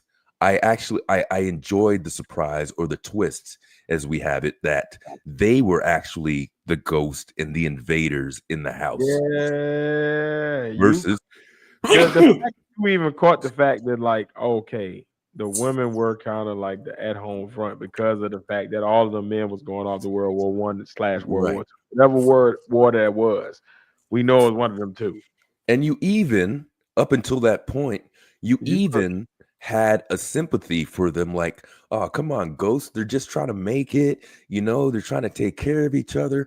But to find out at the end, and it also gave you another perspective that, you know, these are like Casper, the friendly ghost, versus, you know, this ghoulish people that, you know, these Beetlejuice that want you out of the house sort of deal. You don't even know they the ghost. You think you the ghost. Yes. You think you the problem. I really enjoyed. That's how comfortable they are in this house. You think you fucked up. How dare I intrude on these people's house? Right. Oh, these niggas is ghosts. Oh shit. So like, I enjoyed that, and I enjoyed the storytelling and the particular way it made you discover, but you also had empathy for these ghosts, that they were so to speak lost souls trying to find their footing. You thinking in a bag. You know, so there, that's my one. He got his one. Like, listen, when he said it, it was one of them ones that's like, it's right there, but I did not think of that one. That's crazy. Like, now Joe's was more in line with what I was thinking, because I'm gonna give you for my number 2 the obvious one, right? The obvious one. Mm-hmm. 6th Sense. I knew you were going there. That's what I said. Like, all right, so because you knew I was going. I didn't argue with you. If you notice, I said, "Yep, going right there, right there." You got the king of.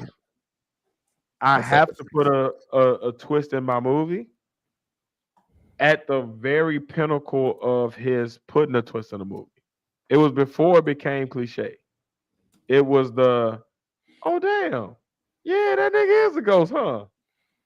After you figure out that, because on the first watch, most people, even myself, I didn't catch that he was a ghost until the very end when it became obvious. But like the earlier scenes, like I'm like, oh, why the fuck is this damn therapist taking this much interest in this little boy? Why does like I'm so focused on the little boy and the relationship between him and his mom, and with the mom going through, that I'm not even catching that. Oh, this nigga only show up in certain like M. Night, that was his pinnacle of like, I can pull the twist, but I can also get you caught up into the main story. Because the real story of the thing is the little boy and his mom, and him trying to reconcile with his mom. Please just understand me, because I love you. I'm not trying to be weird. These are the things that's going on, and until you understand this from me, you're not gonna get it. But once you have that scene with him and his mom, everything come together. And from there, you now get on the narrative of Bruce Willis finding his way. Yeah, it slapped you in the face. Because like, it's all the clues, like, dummy. Exactly. The whole story is about Haley Joel Osment's character, like, getting along with his mom and finally getting to the point where him and his mom are on the same page, where his mom understands, I'm not trying to be weird, mommy. I'm seeing these things. And this is how I can prove it to you finally. But until now, I had to work through my shit to get to the point where I can channel your mom to tell you the thing that will make you snap in. And now I can work through my shit because this dude that been following me ain't really here. Mhm. This another ghost that I gotta fix, but I didn't know that until I got here. It's so layered, and it was M. Night Shyamalan at his best before he started trying to force in twists where they don't really belong. Yeah. This was where it was like, oh shit, that makes sense. Yeah. And then the other layer makes sense, and then the third layer makes sense. So now I'm all the way tied in, and you got me. Thank you. It Yeah, did this its was job, real good. definitely. That This- was the one. That was the twist that started the trend of filmmakers feeling like I have to put a twist somewhere in my narrative Like, to oh make you come to my shit! movie. Yeah, All this time. I have All to this do time. this thing because this thing was so successful. And it was at the best of M. Night Shyamalan because it was before he started to force the twists in. It Yeah. wasn't.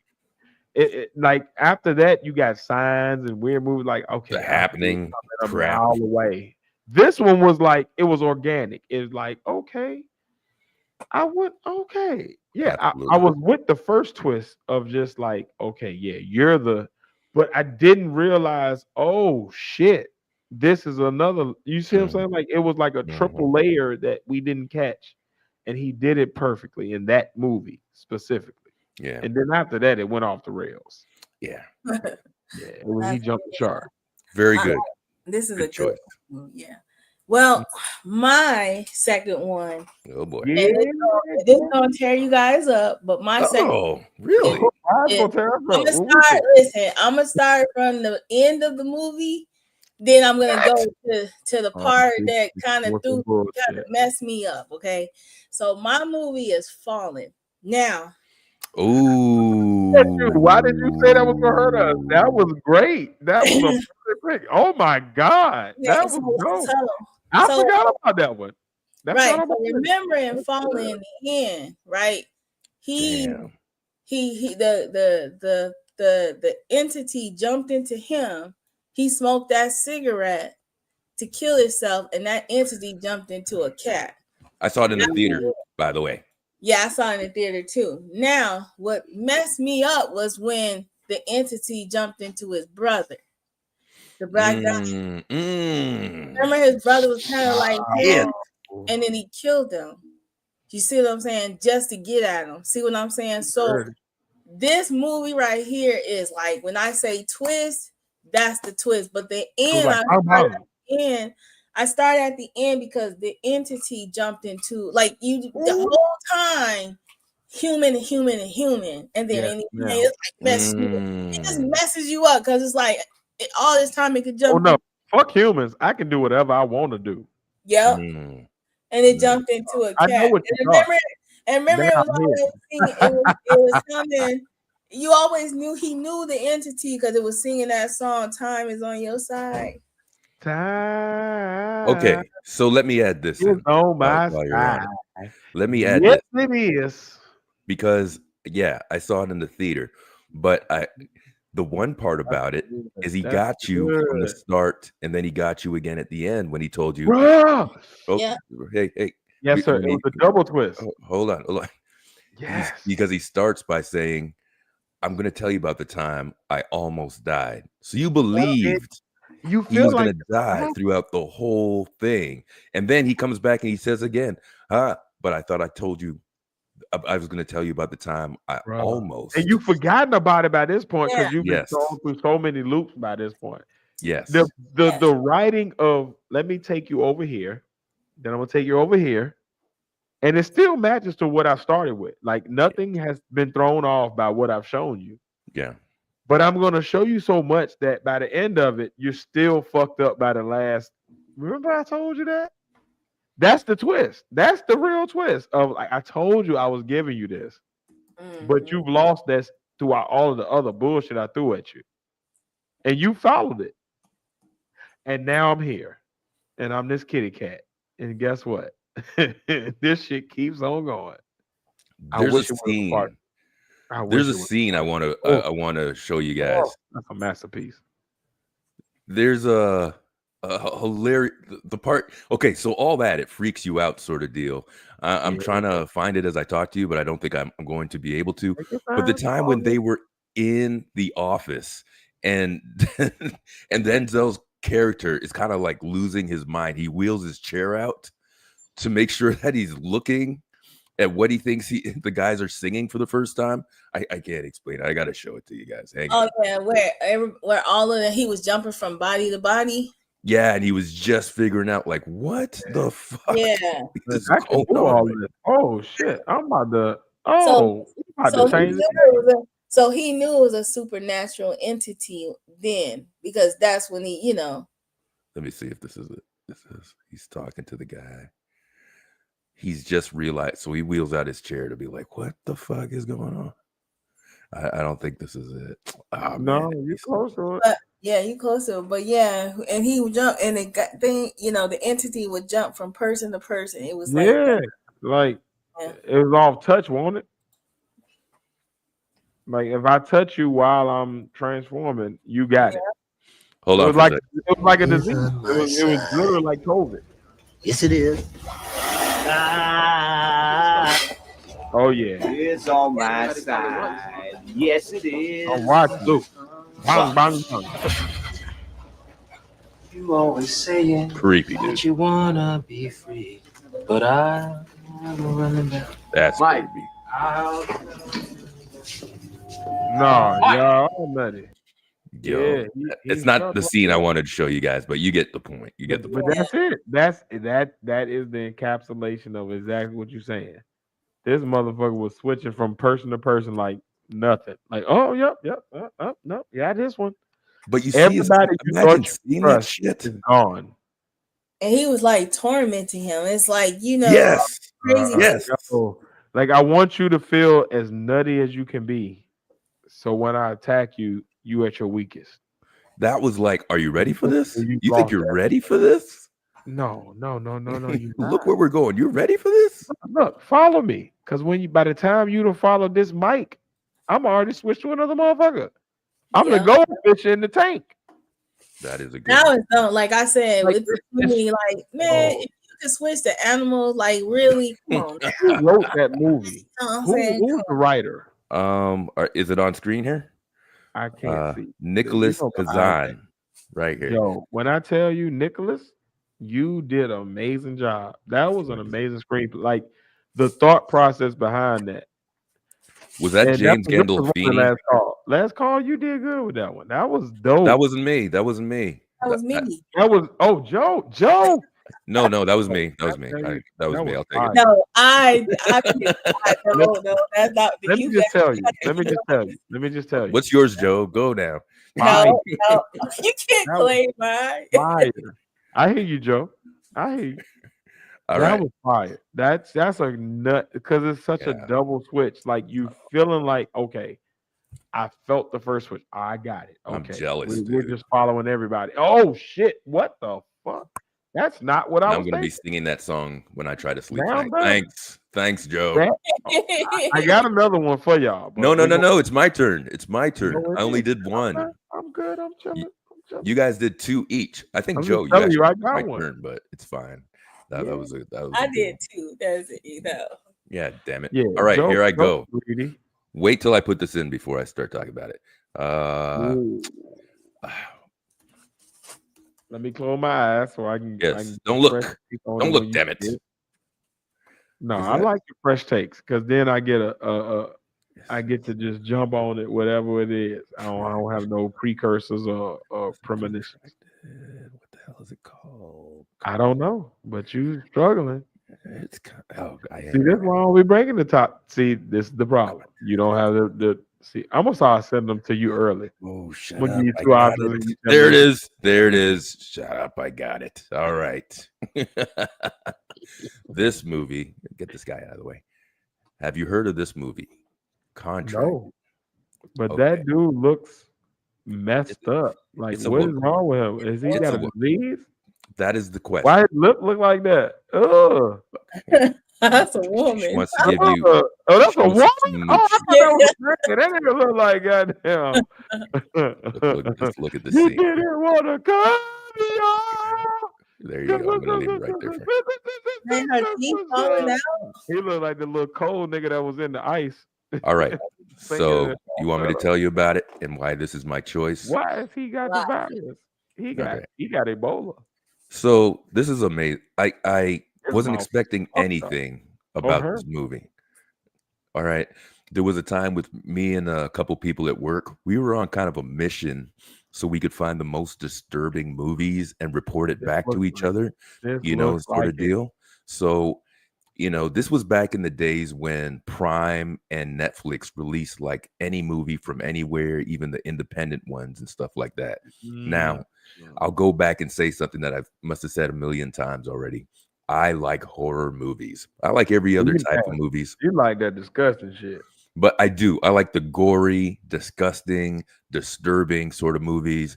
So I had no expectations other than like lighting up a blunt and then watching this movie sort of deal. I never knew that before today. Go ahead. You see me, you nerd. No, I have not. You see me on video in your podcast. All right. But I appreciate it. Back in the early days when I was on camera. I know why you like us. I get it now. Oh my God. All right. I get it now. All right. We finished potheads. Listen. So I'm going to take you through a little bit of this movie, tell you why I like it and why it fits into the category of what you're saying. All right. Now, to break it down to layman's terms, it's a zombie movie, but you don't know that it's a zombie movie until the last minute of the movie. All right. So it's simple. It seems so uninteresting the first 20 minutes, first half an hour. The filming kind of looks bad. The premise seems bad, but it's about this girl who doesn't want to necessarily go. The girl that you're looking at the cover over there, she's kind of dragged out to this party, kind of probably college age, high school-ish party crowd going on there. So they're invited to this frat type operation. Say again? Like a frat house type operation, kind of like that, right? Like everybody house party. We just red cups. That whole yes. Beer pong. She goes out. Her friend gets her to go out, and they start drinking. She gets her to start drinking everything.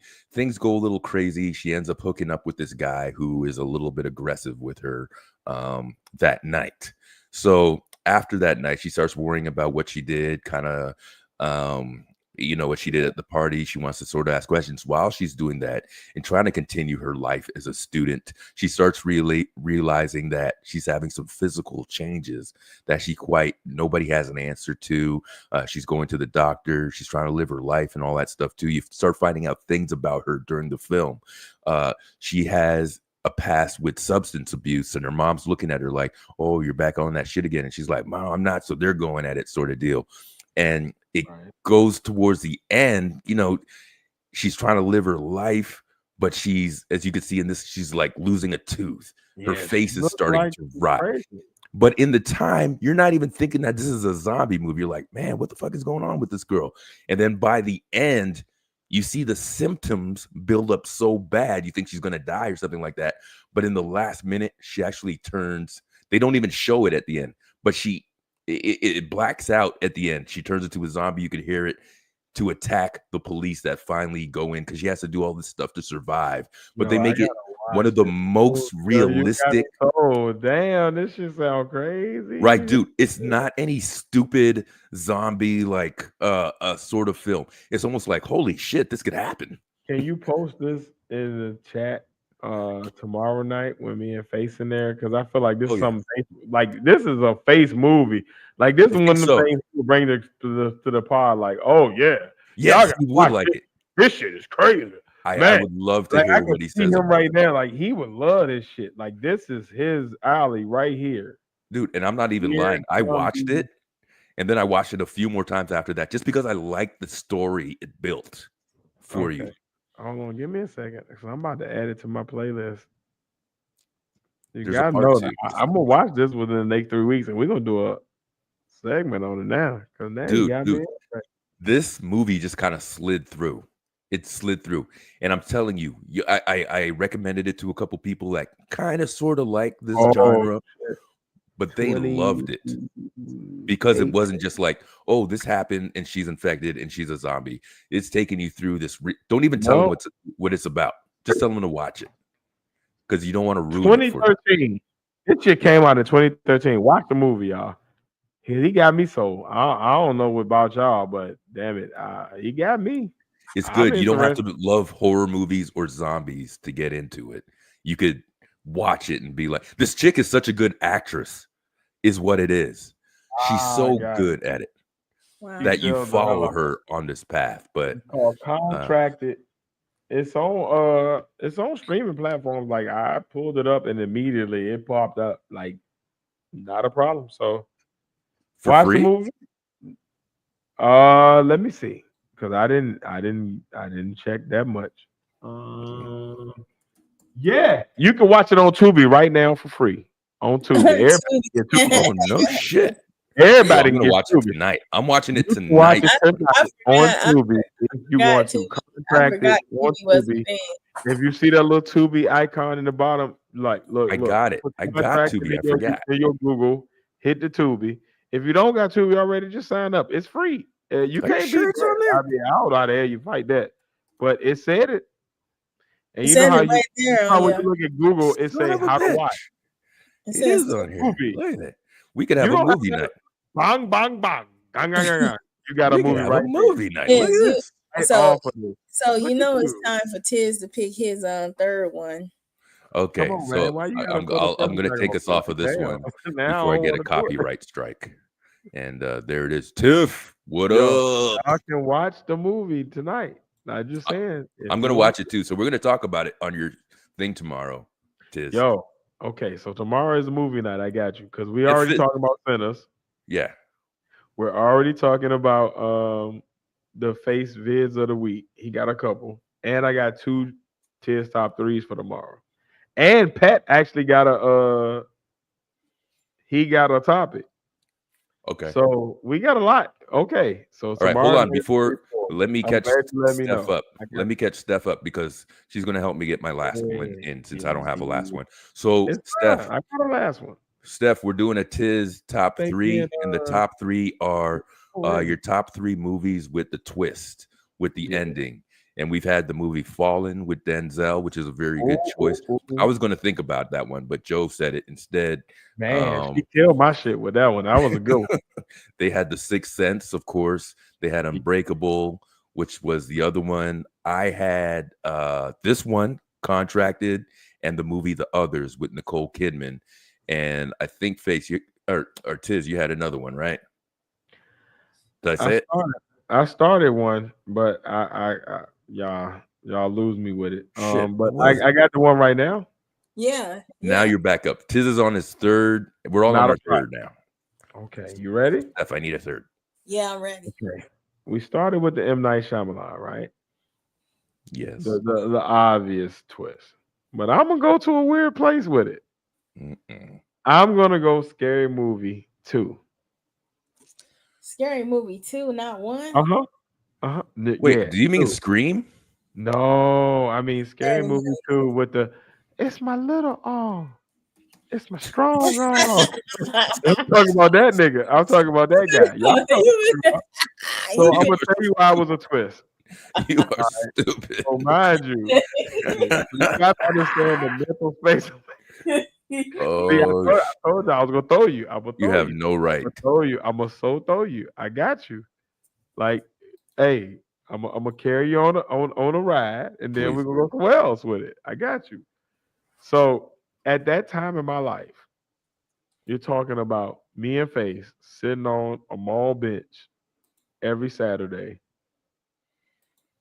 I'm gonna tell you how dumb this sounds. When I say it out loud, it sounds dumb as hell. But at the time, it was the best thing ever. Eating blow pops because girls like. Oh boy. Pause. Where's the whistle? I got you, my boy. Let me tell you something. Just because you think that one. I need to set the scene because you're gonna understand how young I was when this twist came into play. You understand? Okay. Repeat everything I said to me so far, so I can just give it to you. You used to have blow pops with. Yep. No. Before that. You were sitting on the bench. You were sitting on the bench with Face. What was the movie? Scary Movie. Scary Movie 2. Thank you. Okay. Understand. At this time, we've only seen Scary Movie 1. Okay. My favorite line at this point is, I said $1, bitch.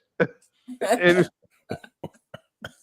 so you got to understand how goofy we are at this time. Like, this is typical 14, 15-year-old kid behavior at this age, okay? We're sitting on a bench, and Scary Movie 2 is out. No boy.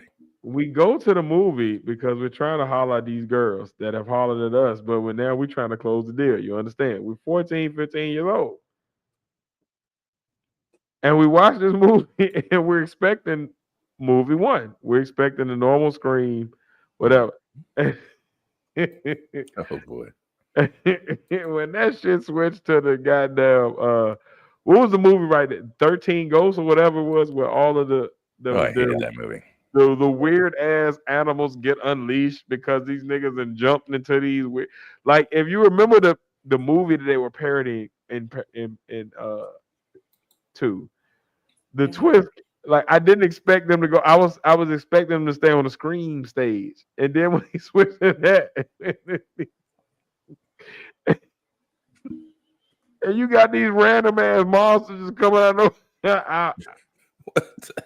Okay, it's not a like a twist of like M. Night Shyamalan, like, oh shit. Okay. It was more just like, this was great because I expected one thing, and this is better than what I expected. I am dying laughing at this point as a 14-year-old. Like, this is the goofy humor I've been waiting for, and goddamn it, I said $1, bitch. This is that times 20. Is there a clip? Do you have a clip of this?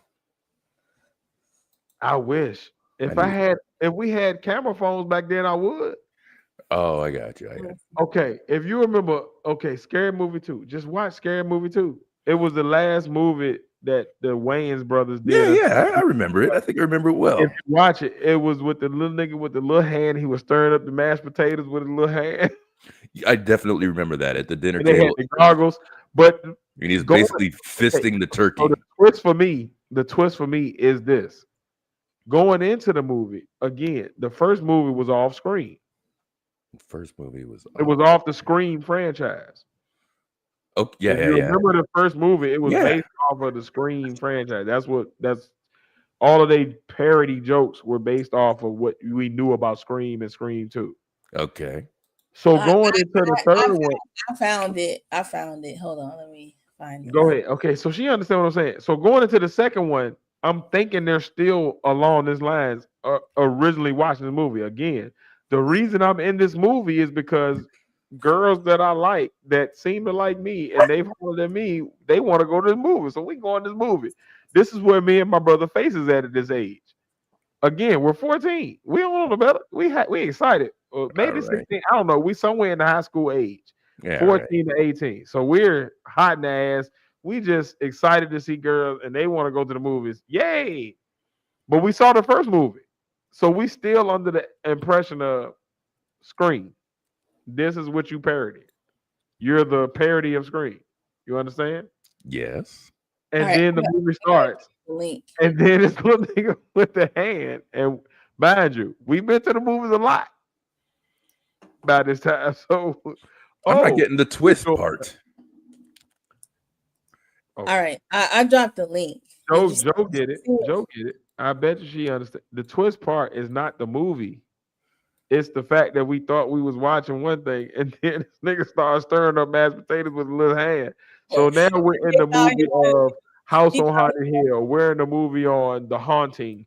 We're in the movie of all of these other movies that we're in the movie of Saw. We're in the movie of all of these other movies these horror movies that have come out, but we're still in the movie. We're still in the mindset of Scream. He thinking. So when you start throwing all these weird shit, we like, what the fuck is happening? Yo, I kind of get it. We saw this last week with this was the movie we kind of saw with.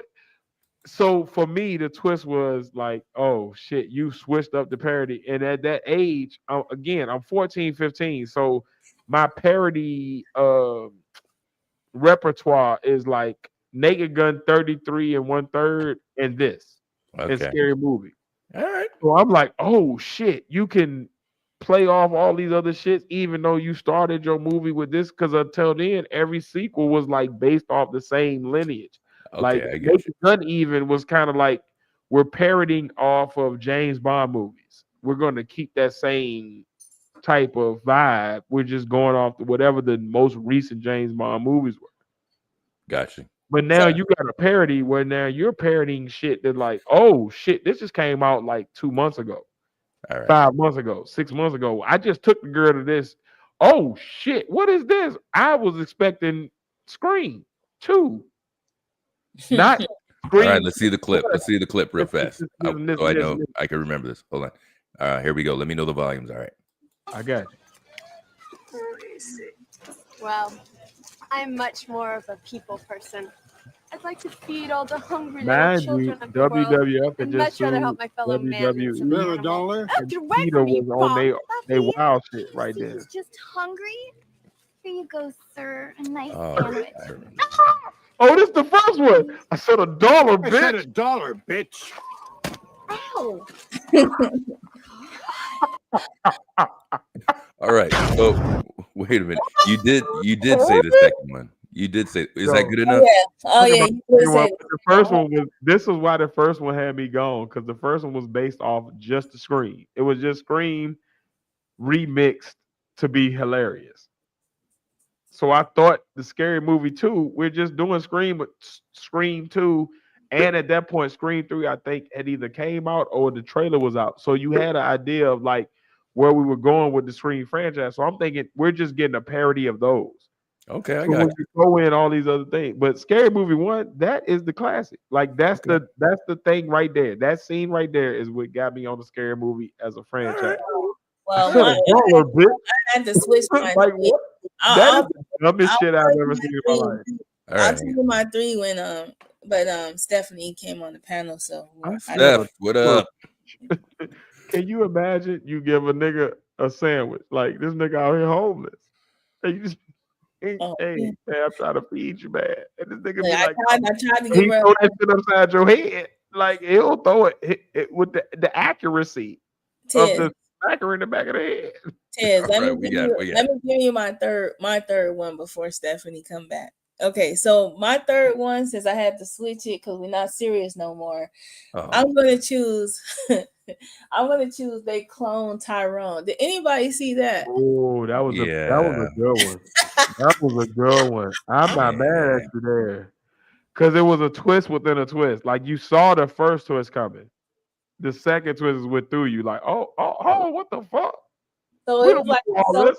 it was about like a social experiment and then mind control. Yeah, that's a good one. And so they had like dead bodies hidden underground. So they had this genetic engineering. And remember, like he died and he just kept like what? Like, you know, he knew he died. Something ain't right, but I can't put my finger on it. You don't remember I cloned Tyrone? Look it up. Look it up.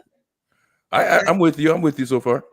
Clip. No, we are 100% with you. Like I'm with you. Okay. Yes, I that's one of my. I'm going down, nigga. What? That is one of the best comedic moments of all. Like, and the fact that they both improvised that is beautiful. Yeah. I think that was a different movie. It was kind of like a shocking, different movie. Yes. And nobody was expecting it. A movie like that. So even genre, because it's not quite a spy movie. It's not quite a sci-fi movie. It's not quite a. It's like a kind of. It was like kind of on that Ryan Coogler. I'm kind of mixing some things, and you figure out what you feel like it is. But these is all of the thoughts that I have.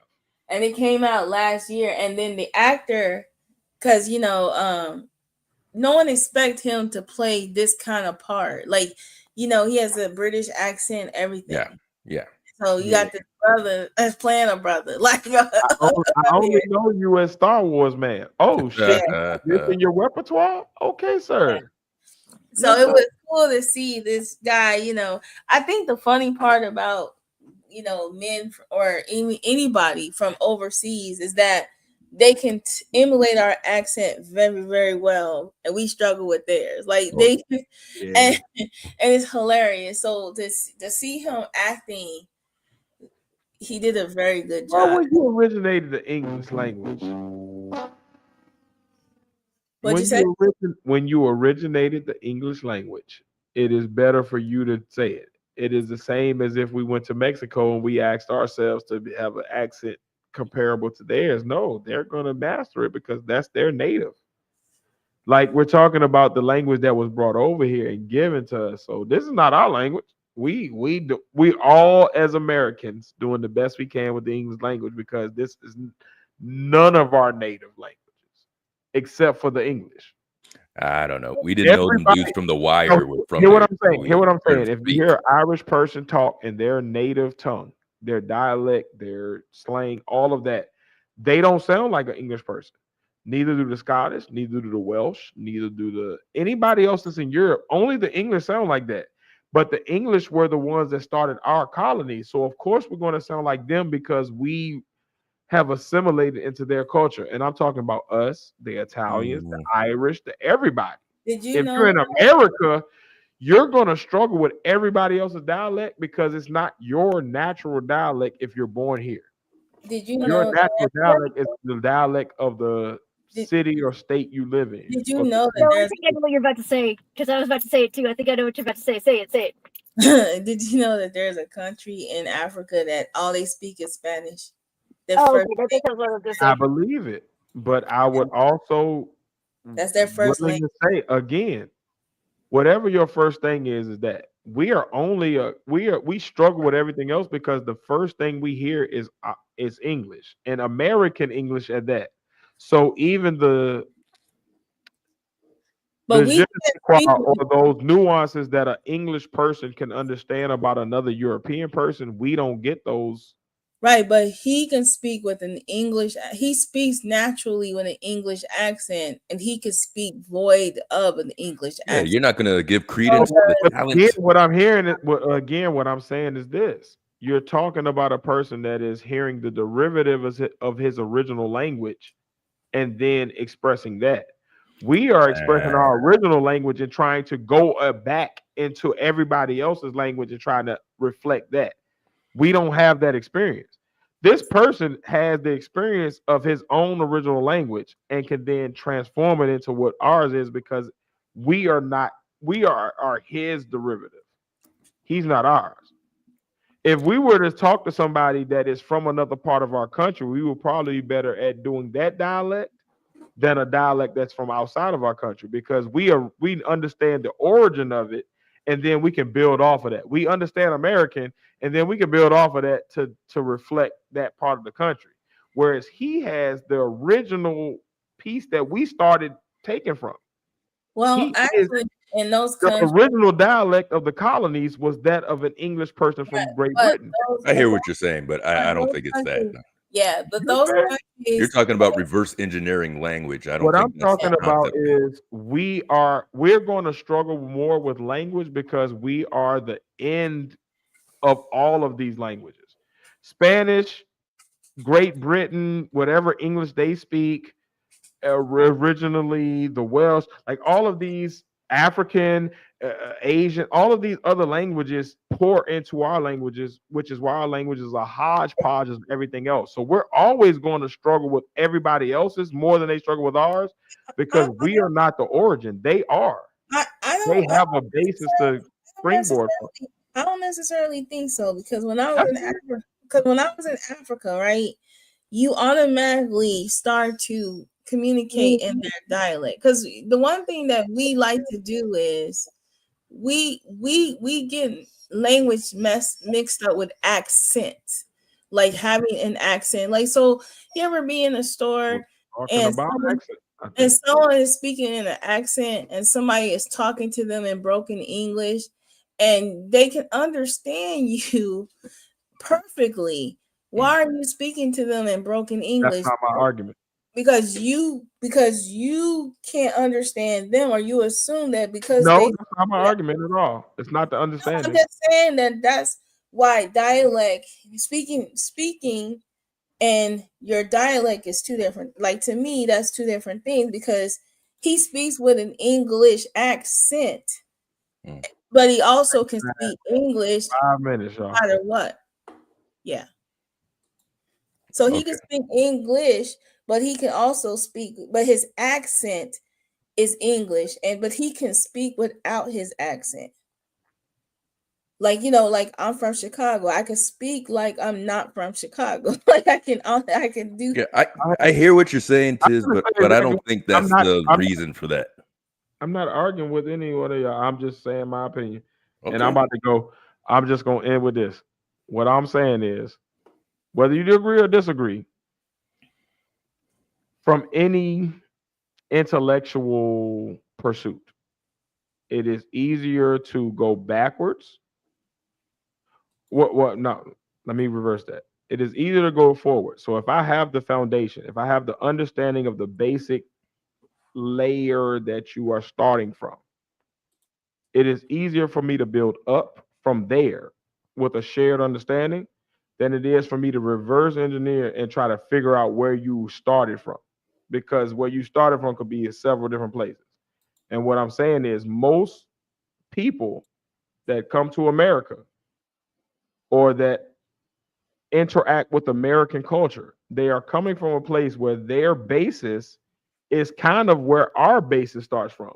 Most languages are intertangled into American English, which is our language is not an original language. It is a hodgepodge of all of the different immigrant groups that came to America throughout the different thousands of years. We're talking about way back to Egyptians and Vikings, way back thousands and thousands of years ago, all the way up until now, where we have whoever's coming in. Okay. And all of those different languages get broken and incorporated into our normal everyday vernacular. So it is easier for a person coming from a different place where they learn 3 and 4 different base languages of Romance languages. When you talk about Romance languages, you're talking about English, French, Spanish, all of these languages that we learn in high school. Like they teach you that, like Germanic, even, like all of these languages come from an original root of a people that migrated over the world. So they have a better understanding of that root than we do, because we're so separated from it. So when I say a person from England can better integrate an accent of their original language that they already understand all of the different rules of, better than we can understand an accent of another language that we don't necessarily associate with, that's my basis. Like, they have a better understanding of our language than we have of their languages as a basic. And if you look at cultures throughout the world, they all learn multiple languages growing up in their schooling as a basis of their basic education. For us, it's an option. It's an elective. It's something we can choose in and opt into from year to year. We can learn 4 languages in 4 years in high school if we really want to. Because you can sign up for Spanish 1, French 1, Russian 1, Japanese 1, and you still don't really understand it. But they have to understand all these languages because of their world perspective and where their country's cultures are. So what I'm saying is, they have a better ability to switch to our dialect and our accent than we do to theirs and be accurate, which is why you hear American people sounding African or European and sounding crazy, where they can assimilate straight into ours and you won't know the difference unless they tell you. Well, I can assimilate to theirs a little bit, but that's all right. I got you. You made your point. Always generalities. Always the majority over the minutia, because everybody has outliers. All right. All right. I see what you're saying. I don't necessarily think that's it, but I understand what you're saying. I would like for you. I'm going to catch the second half of this on the replay, but right. I do want to hear you, like, why you disagree. Like, that's interesting to me. I will learn something from that. Okay. I don't know if I have it all thought out. I just wanted to leave my opinion before I left, so I can let y'all go from there. All right. And I want to get to Stephanie's movie, which is going to, if it's good, it's going to be my movie. But all right. Stephanie's movie. Y'all be good. I love y'all. Peace. All right, Tiz. And I'll Thank you, see man. I tomorrow will or Good to see you, definitely Tiz. It was good to see you. Glad that I'm Hey, glad and watch the movie, Tiz. we're gonna do another top three. So I like the top three. You hear So, me, Yo, Tiz? pull up tomorrow. I got 2 top 3s for tomorrow. So pull up. I'm always loving the different perspectives. It grows the conversation, and Tiz, what are you gonna all about watch tonight? combos. What are you gonna What am watch I going to tonight? watch? What are you? Right now, I'm going to watch the rest of Mufasa with my son, and then me and my son, Fridays is me and my dude. So we're gonna watch whatever movie he picks after Mufasa. But so Then- far, we're gonna watch the rest of Mufasa, and then we're gonna. You got something else to watch. You got something else to watch. Not After all tonight. that. I don't. Tomorrow I might, but tonight I Okay. don't. It's Before the it's all about Lil podcast. Man tonight. It's all about Lil Man tonight. Before the podcast, you got to watch, the movie Contracted. I'm gonna check that out. Now y'all got me Okay. intrigued on that for sure. All right. But I got you. All right, brother. We'll check you All tomorrow. right, man. Love That y'all, is- man. Y'all be good. Keep the Tiz conversation going. Peace. From the partners tomorrow night at 9:30. I'm gonna be there talking about stuff. All right. So we've had everybody's 3 movies except mine. I did 2 movies, but I brought in a ringer to help me out with my last movie who thinks she has one that we miss. So it's probably a really good one. Steph, are you in the house? What's up? How are you? I am now. Now, y'all ready for me to blow y'all mind? Y'all ready? Yes. I got several things. Okay. First, top 3 movies with a twist, right? Unexpected, some kind of element of unexpected, right? That's what we're saying. Yes. Okay. Right, Joe? Hey, I'm gonna give you for the third all the way to the top. We're gonna go in reverse order. Number 3 is what was my number 3? I can't remember. Okay, number 2. I'll go back to my number 3. Number 2, The Ring, where the bitch comes out of the TV. I never saw that coming. That scared me. It's the scariest thing I've ever seen in my life. Of all the horror movies I've ever watched, The Ring, where Samara comes out of the TV, or Sudaku, whatever, depending on if you're watching the English version or the Japanese version, All right. where the bitch comes out of the TV. Craziest moment in horror history. I hate that shit. Scarred me for life.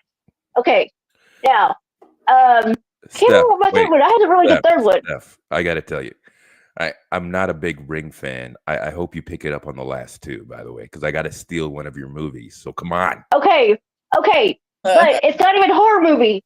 The greatest twist in human history, in movie history of all time.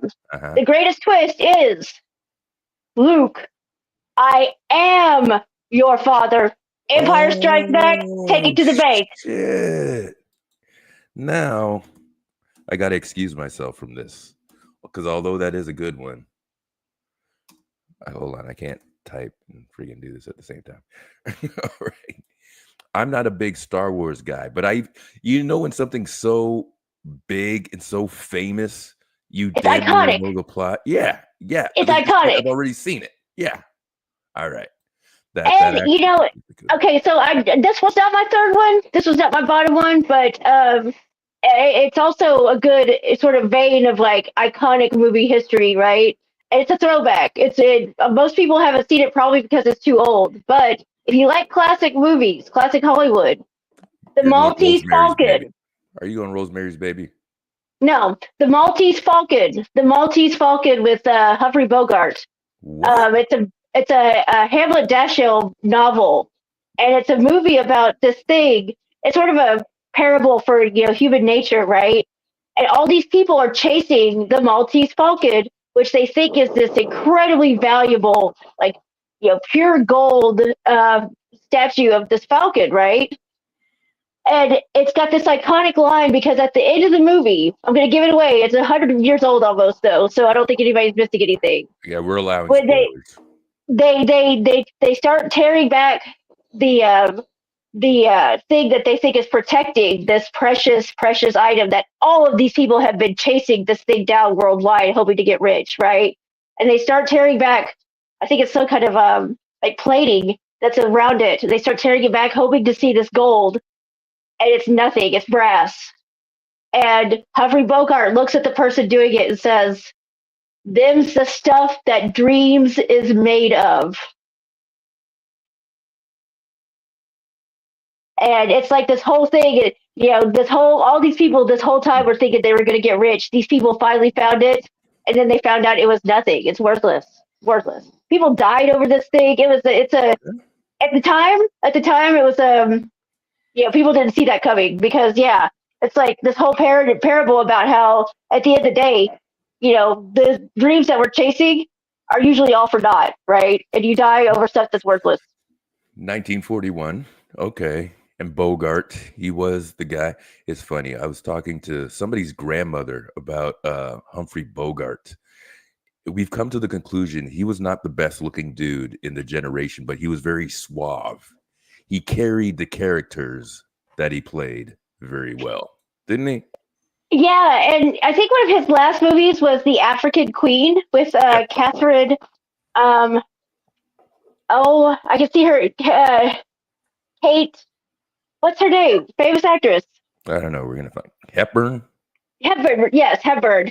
And he was balding by the time that movie was made. It was only one of his only color movies, and he was balding. And he had it in his contract that they had to show him from a special angle with his hat on so that you could not tell he was balding. Okay. I believe it. I believe it. Yeah. Sean Connery was a bald son of a bitch when he was making it. and Bogart actually died very young. He died at 55, and it was because he smoked like a chimney. Yeah. From the time he was like 10, he was like smoking like 2 or 3 packs a day. I believe it. Yeah. All right. I want to put in an honorable mention. Can I do that? I had another one. Now I can't think of it. What the hell was it? Well, wait till I do this one. Don't look. Okay. Don't look. You ready? Okay. I don't know how to spell it. Is this how you spell it? Can you see it? Violent. Is it even the name of the movie? Oh, I remember my third one now. Okay, I got my third one for when you're done. Oh, wait. Now I remember. Soylent Green. Right here. This one. You should know this one. Yes. Okay, I'm glad you brought it up. Because, see, I've never seen this one myself. I've never seen it. But I know it. I know the novel. I saw it obviously way past the time when I was like getting every movie to try to find out what made the movie. So finally made it around to this one. But if you don't know this one, ladies and gentlemen, I think there may have been some sort of a terrible remake. But 1973, I believe, what's his name? Charleston Heston is in here. So if you ever heard the reference, and I think they do it in some cartoons like Futurama is in there. It's people. Yes. Soylent Green is this dystopian society, but I'm just going to fast forward it because I really don't remember the whole thing and the rest of the plot and whatnot. But Charleston Heston would freak out at the end of the movie when he finally gets to the basis of where they make this gruel. And he finds out, just like over here on the left, that Soylent Green is made out of people. And it's people, I tell you. It's people, I tell you. It's people. And he would run around the street. I think I've seen this movie before. Yes. I just can't remember. Yes. I remember that part.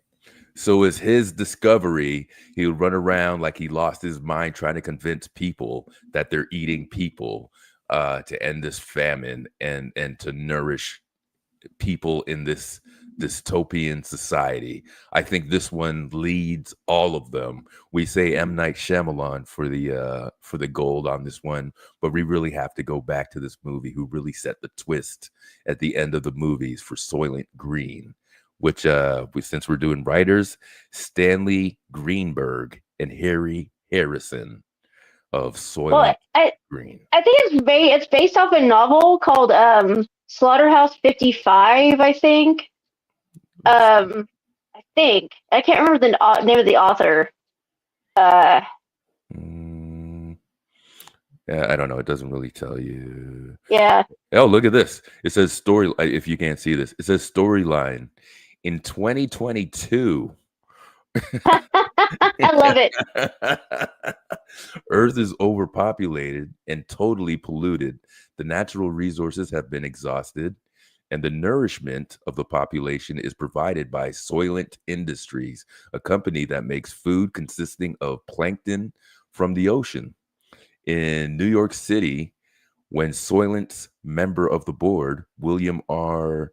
Simonson, is murdered, apparently by a burglar at the Chelsea Towers West, where he lives, efficient detective Thorne is assigned to investigate the case with his partner Solomon, Saul Roth. Thorne comes to a fancy apartment and meets Simonson's bodyguard, Tab Fielding, and the furniture woman that he rented the flat together, Sherry. And the detective concludes that the executives was not a burglary victim, but executed. Further, he finds that the governor, Santini, and the other powerful men want to disrupt and end Thorne's investigation. But Thorne continues his work and discovers a bizarre, disturbing secret of the ingredients used to manufacture Soylent Green. And there you have Soylent, which is Soylent Green is people. But I don't see anything about, I'm sure it's in there somewhere about the book that it's after, but that is funny that it says 2022 as the year. I don't see any. I know you probably can't see it on your end over here, whatever book it's from. But no, I can't. But yeah, Slaughterhouse 55 by some famous sort of Salinger. No, not J.D. Salinger. It'll come to me eventually. But dystopias, like the whole dystopia genre is pretty good for a twist. You know, there's a lot of good dystopian twists. You know, like even Omega Man. Like Omega Man has Charlton Heston in it too, I think. Where there's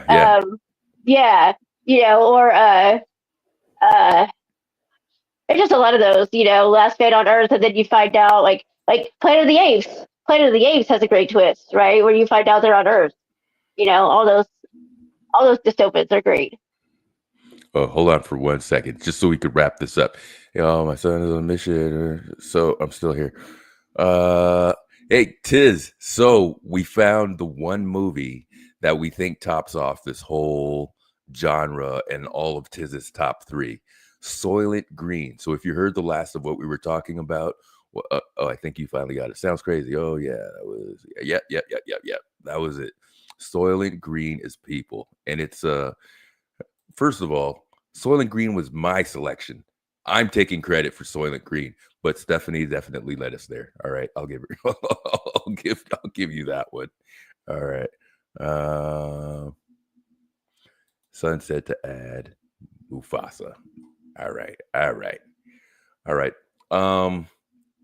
don't know. That's what I got on that one. Steph, do you got any more to add? Hello? Well, yeah, I my number 3, now that I remember it was The Raft, which is a novel. It's a short story by Stephen King, but it was in the adaptation was included in, I think, Creepshow 2. Oh, but The Raft. The Raft, yeah. And I always like the story ends in a different way than the film adaptation does in Creepshow. But I hated that. I hate that. That's one of the horror things that I made my skin crawl. Wait a minute, Steph. I told you about something. Did you ever look into this? So I'm going to see if I find this. Stephen King has a channel. This channel. Yes. Can you see this? Yeah, right. I saw that. I watched that. Yeah. You saw it? I haven't seen this one yet. So for anybody that doesn't know, it's called Stephen King's Book Club, right? And it goes off into these it explores some of the themes from his movies and from the books as well that aren't necessarily in there. The last one that I had really gotten into was about the town of Derry, of course, from the story and from the movie It. And what Stephanie's talking about here is The Raft, which of course is from the anthology, or sorry, it was a short story you said first, right? Yeah, it was a short story, I think, that he published in a magazine, maybe. That might Yeah. not be right. And then I remember seeing it as part of the Creep Show Right. anthology in there as well. So yes, I don't know if you want me to play this a little bit so people could kind of, get an idea. It looks like you could play the whole thing on here. It's Yeah, probably not a great idea. I think the ending of the story, I think, is better poetically. I think it's a better ending. But the ending of the adaptation in Creepshow is definitely one of those that, like, it's a surprise. You don't see it coming. And when it happened, I was like, damn, because you really are rooting for the guy sort of to get away. But then in the end, the monster wins, so, and you don't see it coming. You think he's made it, and he hasn't made it. Yeah, this was a creepy one. The whole Creep Show. It's gross. I certainly like this one. Now I wonder if they're going to show, and this is the 80s. The effects aren't that great. It looks like they're dragging a garbage bag over the water for a little while over there. But some of it, just the way that it kind of draws you in, because it does. There's not much to it, right? I'm not going to show the whole thing on there. I'm sure you can see it on the corner, but out of simplicity, it kind of drags you along this story. It's not very complicated, but it could scare the shit out of you at the same time, right? Right. And it's sort of that same kind of thing that the blob did in the 50s, where like you don't have an explanation of it. Like, where's this thing coming from? Why is it out to get us? It's sort of that reminder that like nature doesn't make sense and it doesn't have to answer any sort of your questions or make any sense to you. It can still kill you. Yeah. The Blob. Oh, the film. Yes, exactly. That movie about the film. It's the same kind of thing. Yeah. It just reaches up and grabs you. This is get into the whole one. All right. Yeah, I like that one too. Very good. Very good. They all float down there. Tiz, I thought you weren't into that, man. All right. I like that. Did you get all your movies in, Steph? Yeah, I did. But I had one more thing that's going to blow y'all's minds, and y'all probably will tell me I'm wrong. Actually, you got an honorable mention. Well, it's not a movie, but it's about the language discussion y'all are having. Did you know? And I don't ask me to explain this because I don't quite understand it. But before the colonies were settled here by the English first, the English-speaking colonialists sounded more like the English that came here when they got here. They sounded more like the way we speak English now than the people in Britain who speak English now. Like, the American accent came first. We speak like they did before the colonies were founded. It was after the colonies were founded that the British English accent started to change. Okay. I think I've heard some of this before. Yeah, it's wild. I don't exactly understand the mechanism. It has something to do with, like, the English that sort of came. It had to do with the interaction between America and, like, who was already living here and, other immigrant populations, enslavement, those sort of, like, mixing of, like, that. And then when they went back to England and there started to sort of be a back and forth, they took something back with them that made their accent change. Like a language gumbo, sort of. So to speak. Yeah. I'm back. But I like that you brought that up again, Stephanie, because what I was trying to separate is not just the language, but dialects. So, like in the United States,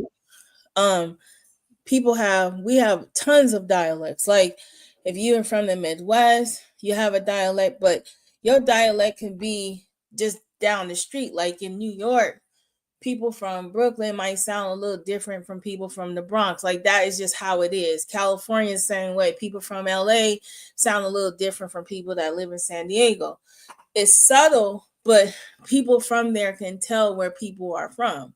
Like, if I talk to somebody, they can tell that sometimes I sound like I'm from Chicago. Sometimes I sound like I'm in the South, depending on who I'm talking to. So, but what I do notice is that actors who are from overseas who have just strong English accents, or maybe they have a Spanish accent, because because everybody around the world, they kind of, their vowel sounds are a little different than ours. Like that's why they all are so fluent and we're not. And so they're easily, it's like they can emulate our dialect very, very well, but we can emulate theirs as well. Well, some of us can. Like if I hear someone speaking with an English accent, I can emulate it somewhat. African accent, some of them, not all of them. But that's what I was just trying to point out. So it's not related to just the language itself, the English language. It's more like just how people speak, and you can tell. So it's funny to me when I can see an actor from overseas trying to emulate our accent, but then when I see that same actor trying to have an English accent, it's just so funny. They Not can't. as authentic, right? And one thing, I remember seeing an interview, The Wire. Who's the dude that played Avon? You know what I'm talking about? You're talking about Idris Elba? No, Avon. No, that was Stringer. Avon's the other dude. Oh, the other guy, I forgot his name. Yeah. But he speaks very highly of the British actors as well. But they ask him a lot of the same questions. Why are they able to hold those the accents and do it so well? He attributed it to practice and a certain work ethic and studying the way. So part of what Tiz is saying is absolutely right about as far as the coursework that they are, I don't want to say to do, but some of the things that I agree with him on that. Right. And what they're exposed to. But he also says that too. Right. Because we are lucky because English, and especially American English, is what is the lingua franca of this planet right now. And it is the default. If you're going to do business, and if one person speaks English, then that's what the business is going to be done in. It's going to be done in, English is the default, like Greek was of the ancient world. And also, American entertainment is worldwide. You can get American movies. You can get American TV. And I knew kids I went to high school with who had immigrated, in elementary school, whatever. And they learned English from watching TV. And we don't get Chinese TV there, but they had American TV there. Right. So, I think we just export so much culture that people are used to hearing American English. Yes, that also. Very good point. This back in the house. What happened? I just wanted to make sure I'm clear that what I heard from at least the little bit that I heard between the time that I got off and the time that I'm getting back on is there's a maybe a misunderstanding of what I'm saying. We agree with you. Yeah, okay. There's not a big. Yeah, we agree with you. Okay, I missed something because something in there was oh well, no, because I'm confused. That's my bad. When you were saying, I agree 100% with you when you were saying how language. I was just clarifying that I was more speaking of just the dialect. But even in dialect, that's what I'm saying. Our dialects are very different from what we're talking about. We can't mimic an Irish dialect very well. Right, but can you mimic a Chicago dialect? Yes, because this is my native tongue. So I'm already starting with their base language. Okay, but what I'm saying is, what's a Chicago dialect, though? A Chicago dialect, it depends on what part of Chicago you're from. Are you from North Chicago? Are you an Italian Chicagoan? Are you a Black Chicagoan? But I can mimic those different dialects from that area because I'm starting with the same base language they start with. If I was in Spain and I grew up completely knowing nothing but Spanish, I'm going to be able to mimic the different dialects of that country, but I probably can't mimic somewhere in Germany as well, but American, because American is it's everything combined. So a person from Germany can mimic our dialects. So if I A say, person from England can mimic our dialects. so A if I person from say, Wales can mimic our dialects. A person from so, Spain, Portugal, an Arabic country, so Africa, if all of I these other say, countries can if mimic I our say, dialects. We can't do theirs. so if I say core, like core, Yeah, where am they I can from? mimic ours. That's why you got No, but people if from I Europe say that can do those core, accents. like I'm from Chicago, right? Right. Like we don't say dad, we say dad, Okay. I right? got you. Yeah, and But people from but New there's England some go parts, park the car in the New England yard. but I there's got it. some Okay, parts so of Africa where they actually say it the way that I say it in yeah, Illinois. So yeah, like because they the car, original. They have a base of the language that we don't have, so they can say our shit. right? That's No, not what the I'm saying, question. no, but what I'm saying is they can say the language exactly how we're saying it. But but what I'm saying is, Yeah, but I'm when you saying what you're speak to, saying, and I'm but saying this because they are how the would they, original languages. right? But if I could say car 3 different ways, right, and I know that that's 3 different parts of the United States that says it United that way, States, yes.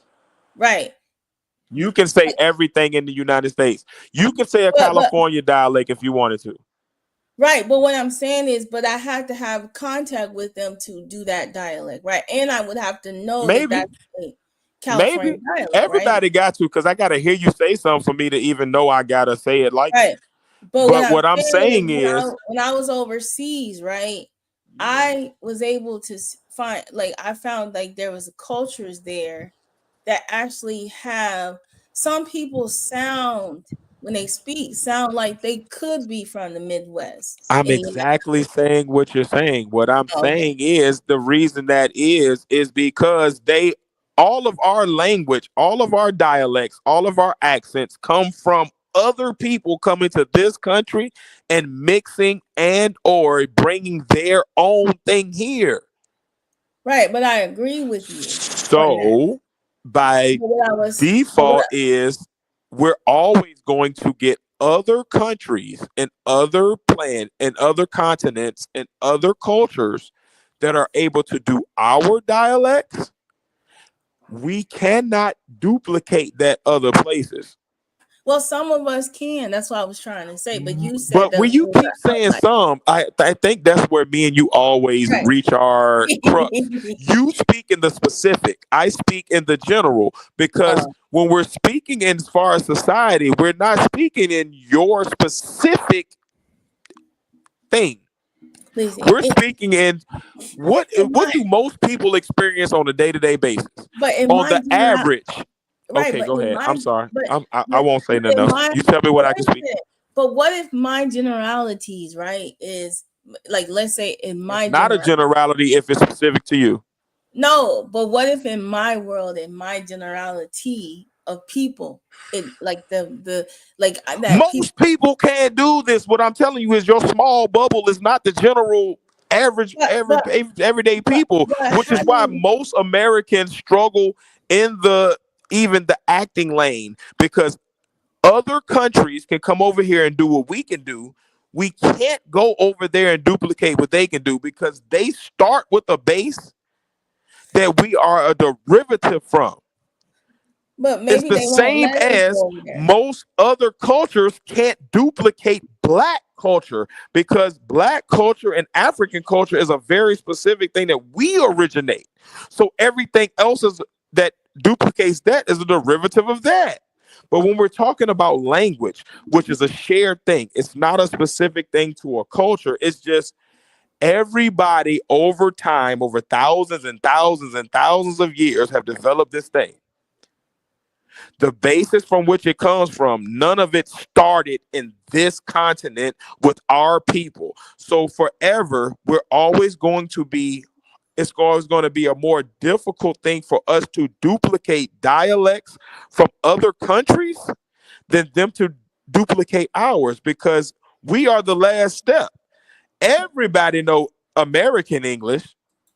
Everybody don't know Japanese. But do you think that if we were It's heavily very basic. It's exposed, just logic. It's not. no, It's like 1 + 2 = 3. Right, It's but not like a hypothesis, or I think, or this is just how language has I know, developed over time. if you were heavily exposed to being overseas, right? Like, If you were, but right? how No, many no, people are? I'm saying if our culture was heavily exposed. So you're talking about what could be, not what is. Right. I'm speaking in Okay, generalities. we're talking about hypothetical, then everything is possible. You're right. Right? Yes, Again, yes, I'm I speaking in agree. generalities. Okay. So No. Generalities are not hypotheses. Those are two different things. Generalities are facts about what the majority of people experience. Hold on. You guys are talking over each other. Okay. Joe, you got to finish. I just want to make sure we're talking about the same thing, because I feel like me and her talk past each other because she's trying to argue a thing that I'm not arguing. I'm just moving the ball a little bit. That's all. Okay, so you're moving if you're going to move the goalpost every few sentences, then you win. I'm done. You got it. So I'm asking a hypothetical question. Do you think that Americans, if they were heavily exposed to like Spanish, okay? So in the South, we grew up in a Spanish culture. We're heavily exposed to Spanish in the South. What do you mean by heavily exposed as opposed to, is this our dominant language? I'm saying that if you're living in like Texas, Arizona, and Southern California, okay, and you're going to a school that's heavily exposed to Spanish, what's the dominant language at the school? Because in Southern California, in Arizona, in Texas, you have schools that are Spanish as the major language, and then you learn English as a secondary, and then you have other schools where English is a second language. Like, you have different types of schools, and I've taught, and even Lennon talks to that, where he grew up in a school where Spanish was the dominant language, and that's what he had to learn. As opposed to a school where English is the dominant language, but I'm also having to be exposed and learn Spanish because Spanish is a secondary language. Which are we talking about? So my son went to a school where it was English, and they exposed young kids to Spanish. But okay, so most people's experience. Hold on, Tiz. But what I'm trying to say is, if those people are heavily exposed, they are easily able to speak Spanish, even if English is their first language. Agreed. Is that the norm? Right. And so what I was trying to say is that it's a matter of being exposed to it. It's not just being that is our first English is our first language. I'm saying if we're exposed to it at a young age, and when we are exposed to at a young age, because a lot of them are nowadays, they can learn it just as fluently as if it wasn't their first language. That's all I was saying. I was saying that in generalities, when young people, that's not a generality, that's a specific. That's all I'm saying. We're talking from a different angle. You're talking from a hypothesis of but that means that hypothetical we can from what could Spanish, be. I'm talking about what is. Spanish, that's all. English is the hardest language to learn. Spanish and other languages are not as hard as English. Understand what I'm saying. So that's what I was trying to say. They don't get it. You got it. All right, I get it. No, I understand completely what you're saying. I don't necessarily know that you understand exactly what I'm saying. Right, I understand what you're saying, but that's not what I was. That's not what I'm talking about. So you're talking about a hypothetical situation. No, I'm talking about how you keep saying. Okay. What I'm talking about is how easy it is for us to learn learn Spanish, English language if we're exposed to it. And what I'm saying is that's not our reality.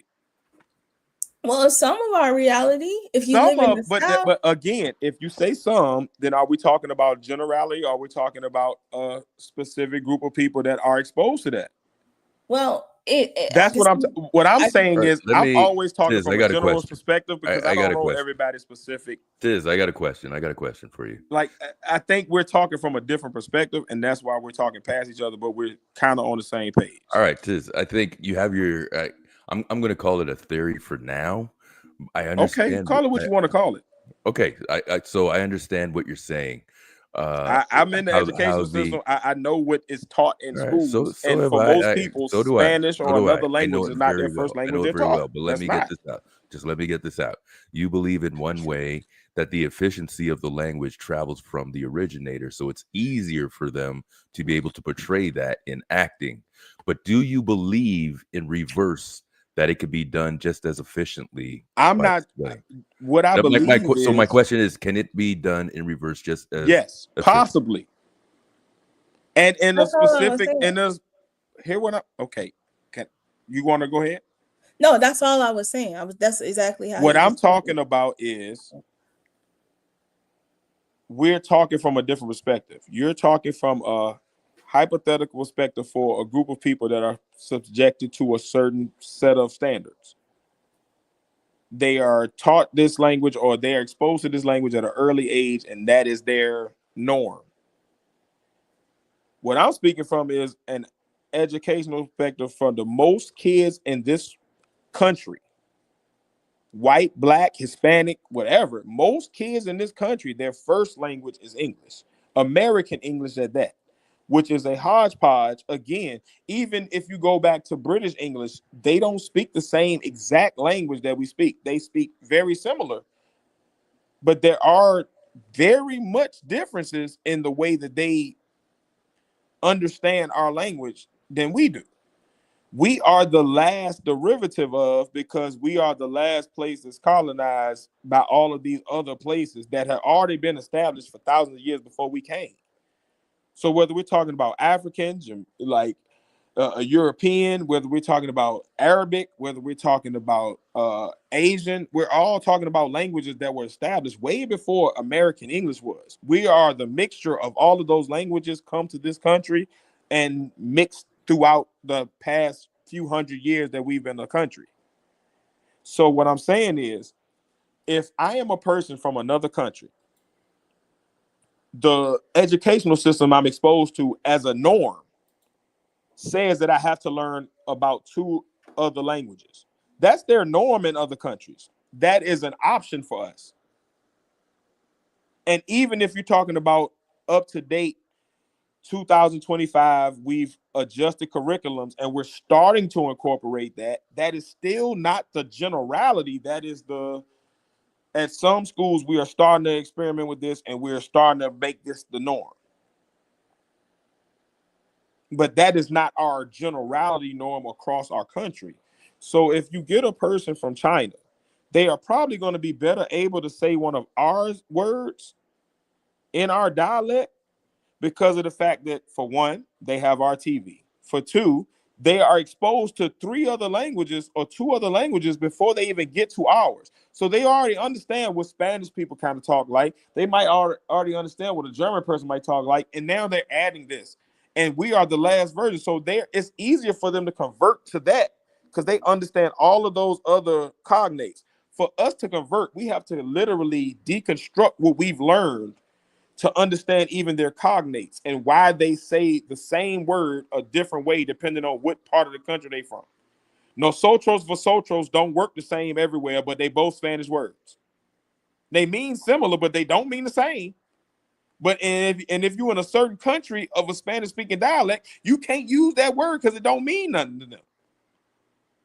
See, I see it the opposite. But that's the thing. So all I'm saying is, I'm talking about in general, as an American citizen, for most American citizens, it would be harder for us to convert to another person's language in their dialect of their area of their country after learning their language than it would be for them to convert to ours, because they have more exposure to language in general and our language specific before they get to us. Because they are the base. Also, okay, they're coming with foundations that we don't develop. What's amazing about like their languages is that they have a feminine way of saying the same thing and a non-feminine way of saying it. That's one of the differences. So when I'm learning, because like right now I'm learning another language right now. So what I learned is that y'all got it. Because of this one language that I'm learning, immersion is not hypothetical. Y'all got it, man. I quit, man. No, I'm just saying I'm just talking like I'm just talking now. I'm just speaking from experience. So from what I noticed and what's amazing about languages is that I noticed that all over the world, their language has that like feminine and that masculine meaning back and forth. And I noticed that the English language doesn't have that. It's like it'll have a whole bunch of words that mean a whole bunch of different things and stuff like that. So I find it like from my experience that it's a lot easier to read the other, a language other than English than English. It's just being exposed to it. And so what I was trying to say is I think just like an actor that is studying us, I think if we study them, and it's not like a popular actor, like, if they get an actor because he's popular in the United States and say, okay, we want you to play this English part and you can wing it. But if we study them, I think that we can pick up their language just as easy. And that's just my hypothesis. So I know a couple things here as well in this. So it's very true about learning other languages, about the male, female, right, tenses and verbs and all that as well. What makes English so difficult for ESOL, for second language learners as well, are the amount of exceptions there are in the English language. And any English learner will tell you that that's the very difficult part of learning the language, that it's not so much you learning French or Spanish as I have attempted. I'm not great at it in my past, but I've also worked with ESOL and TESOL students who have to learn how to speak English. And this is the number one. This is not hypothetical. This is fact, that there are differences in the exceptions into what it is for English. Now, I find this very far removed. Tiz, you didn't have to leave, man, because I think for the majority, we're seeing your point. And that's what I was saying. I see his point when it comes to language. But what I was saying was on the opposite side of it. I don't think that for us, it even, language, like it should be easier for us, even though English is new to, like, if English is the youngest language, right? In the United States, American English is the youngest language, right? Remember, most people read and I'm sorry to say this, but it's embarrassing, but a lot of people read between the 8th and 4th grade level anyway. So with that being said, if they were exposed to other languages, I think that we would be equal. I think it would be easier for us, because there's countries like literally like and I was surprised, like I was telling Stephanie and you, there's a country in Africa off the West Africa where their first language is actually Spanish. Rest of remember, everybody was colonized, right? But in the South, and there's French too, right? So, but in the South, when I went to New Orleans, they, baby, all that stuff, that's more like, French Creole sound, right? And so the language is the language is one thing, but the accents are really, really profound. And what I noticed is that those, like you said, you gave a reason for why they're able to emulate us, is because you said they actually study our language. Right. So like you said, and I didn't think about that. I was like, yeah, you're correct. There's a possibility that they go through acting training. Our actors typically, are based on sometimes popularity. Like, for example, The Rock can play a couple of roles, but after a while, it's like, bruh, really? Like, why is he playing this role? Or when you have somebody like Kevin Hart and they just throw him in all kinds of movies. It's right. like you know, next thing you know, he's emulating an English person, and you're like, what? And we know that if you are hanging around somebody, it doesn't even have to be a language. It could be a dialect or a regional, right? Right. That you could imitate somebody. You can Yeah, emulate you can their talking imitate them points and the real way that good. they Yeah. are. Now, if there's a dominant culture, I know people that don't speak English but could sing every word of like a Britney Spears or some popular American singer. That's just what they do. That's where they get their accents from. As a matter of fact, there was this guy from Italy who mocked American pop songs and didn't make any words because he didn't know English, but he did it in the cadence of English of an American pop song. And it became a number one, I think it was Italy, back in Italy or something some years ago, just to make fun of it. So all my point is, I hear what Tiz is saying to wrap this up. I just I don't think that's solely or just the reason why what makes a good British actor imitate an American accent.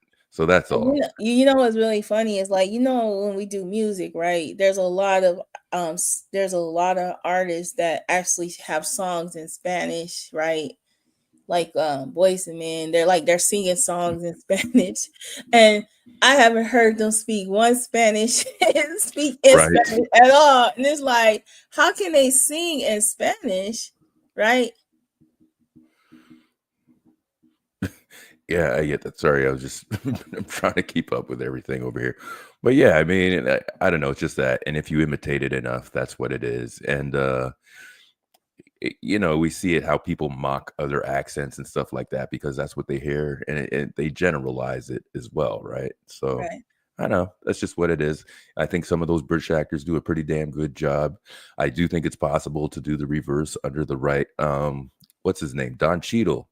Yeah, he could do reverse. Yeah. Right, who had to do that and also do the movie Hotel Rwanda, had to do some extensive learning to do those accents and be able to pronounce those words and everything as well for that too, you know. So yeah, one way or another, you're gonna do what you got to do, and there are people that are good at it, and there's a good quality depending on what they put behind it to be able to produce. Look, I struggle accurate. I ain't going to even lie. I struggle with the English language. I barely can say it. I'm telling you, I barely can communicate. I mean, listen, I'm faking it till I make it, but I still struggle with the English language. Yeah, I mean, yeah, and one of the reasons why sometimes there's no rhyme or reason for what it is. It's just we pronounce it this way because it's this way. You know, it's not really rooted in anything. That's just kind of how the English language was made up, you know. So, you know, whatever it is. Well, I wanted to answer to his question.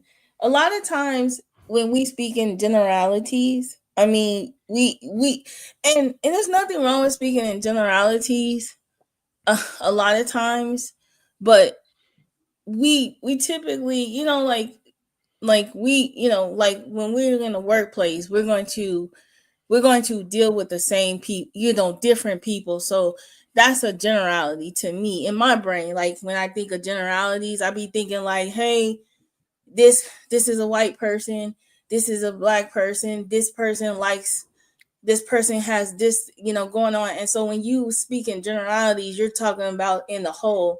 But then there's times where, like, when we're like in our little circle or group of people, right? And we all kind of have different ideologies, but we have similar experiences.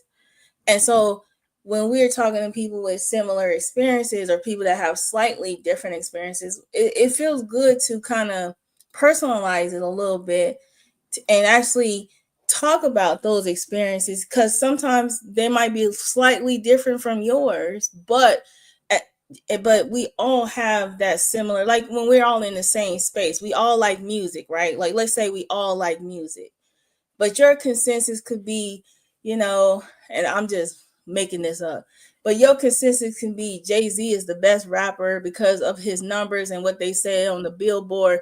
And generally speaking, he's definitely a a rapper, and I'm telling you he's not, and he's just a rapper, he's not an MC at all. You know what I'm saying? He's not an MC, and you're like, oh, he's a rapper. Like, the point is, generally speaking, he raps. I'm like, no, he's an MC. This is, he's not an MC. He's not, he's not a Rakim. He's not this. He's not that. And if I was speaking to people that were generally into the type of music that I was into, the consensus would be, yes, Rakim is number 2. He's in everybody's top 5. But generally speaking, they're all just rappers. Like, you know what I'm saying? And so sometimes with, as you like with me, I typically like to speak with more of I like to personalize this situation, because we're not in the bigger realm of things. Like, like, for example, I'm not going to go out. I'm typically going to seek out people that share similar experiences as me, similar ideology as me, similar things, and these, those things. So sometimes, like, I don't like to speak in generalities. It's hard I'll say this. It's hard for me to communicate in generalities. Like, Tiz perfected it, right? He could speak in generalities. He's very good at it. He's smooth with it. He understands the whole, and he sees things as the whole. Me, I'm just issue specific. I focus on the attributes, the more of the details, and narrowing it down to this one aspect and area. And so I think that's just what it is. But he's good at that. And okay, so hold on for a second. Yeah. Tiz is he's backstage here. He's going to jump on. Okay. I'm not so sure you guys are so far, or all of us for that matter. Right, we're not all, but that's just like I struggle with speaking in generalities. Right. I don't think we're all generally that far from each other. I don't think any one person is more specific than another making these. I don't think when I was making my points or speaking or describing what I was talking about that I was even that general with stuff. I'm speaking about things that I know as well. I just think in some of these cases, we're actually agreeing more than we're disagreeing with this. Right. And, let's just spend a couple more minutes to wrap this up. Steph, go ahead. You've been silent, so go ahead. Well, I actually I think my point was more that it's really necessary, because I think English is the dominant worldwide language. And so I think other people that aren't necessarily native English speakers by birth, they have to learn English, because it's not, a lot of their jobs depend on it. A lot of their, forward advancement depends on being able to speak English. And I found this, and whereas we don't, because English is the standard language, we don't necessarily have to learn anything else and be able to get by. Right. I found this really interesting article that says that like Chinese scientists that are doing like breaking research on the moon, on different lunar soil consistencies, and experimenting. They're the only ones in the world that are doing it, and they have to publish in English. And they don't, and the stuff they published in American English scientific journals, they have not translated it into Chinese. And so the Chinese government is funding the research, but the Chinese people, unless they know English, they can't even read the research that's their government is funded. Wow. Because really, to get it out there to the world, it can't be published in Chinese. It has to be published in English. And I just find that really interesting, that basically, they have to not only know English, but they have to at least have the ability to, they have to have interpreters or translators on staff that can translate this extremely technical scientific language into English, so that they can publish it and make it available to the worldwide scientific community. Right. That's amazing to me, that other people whose first language isn't English, even a big language like Mandarin, everything has to go into English. And exactly. This article is saying like 90% of scientific research is published in English first, and usually not the language of the scientist unless they're an English speaker. Right. And even there as well, what you're saying, there's at least 6 or 7 languages between Mandarin, Cantonese, and the other ones, but the common language over there is English Right. to communicate Right. with It's each other. it's the unifying. Right. Right. It's like what do people from India speak? English. Yeah. You know, they have their own specific form of English, but that Hindi sort of unifies the country, but English unifies it even more. Right. You Right. know, it's just it really is a sort of privilege that actually is a impediment to a certain extent, that English is the global language, because we're not motivated at all out of necessity at all to learn anything else. Yes. Yes. Yes. Absolutely. Absolutely. Good point there. We could wrap this part of it up. Tiz, I know you came back on board. If you have a final response, or if you want to add something, we just don't want it to blow it up and it to be bigger, because I think we're actually agreeing. We have more commonalities on this issue than you might believe. I'm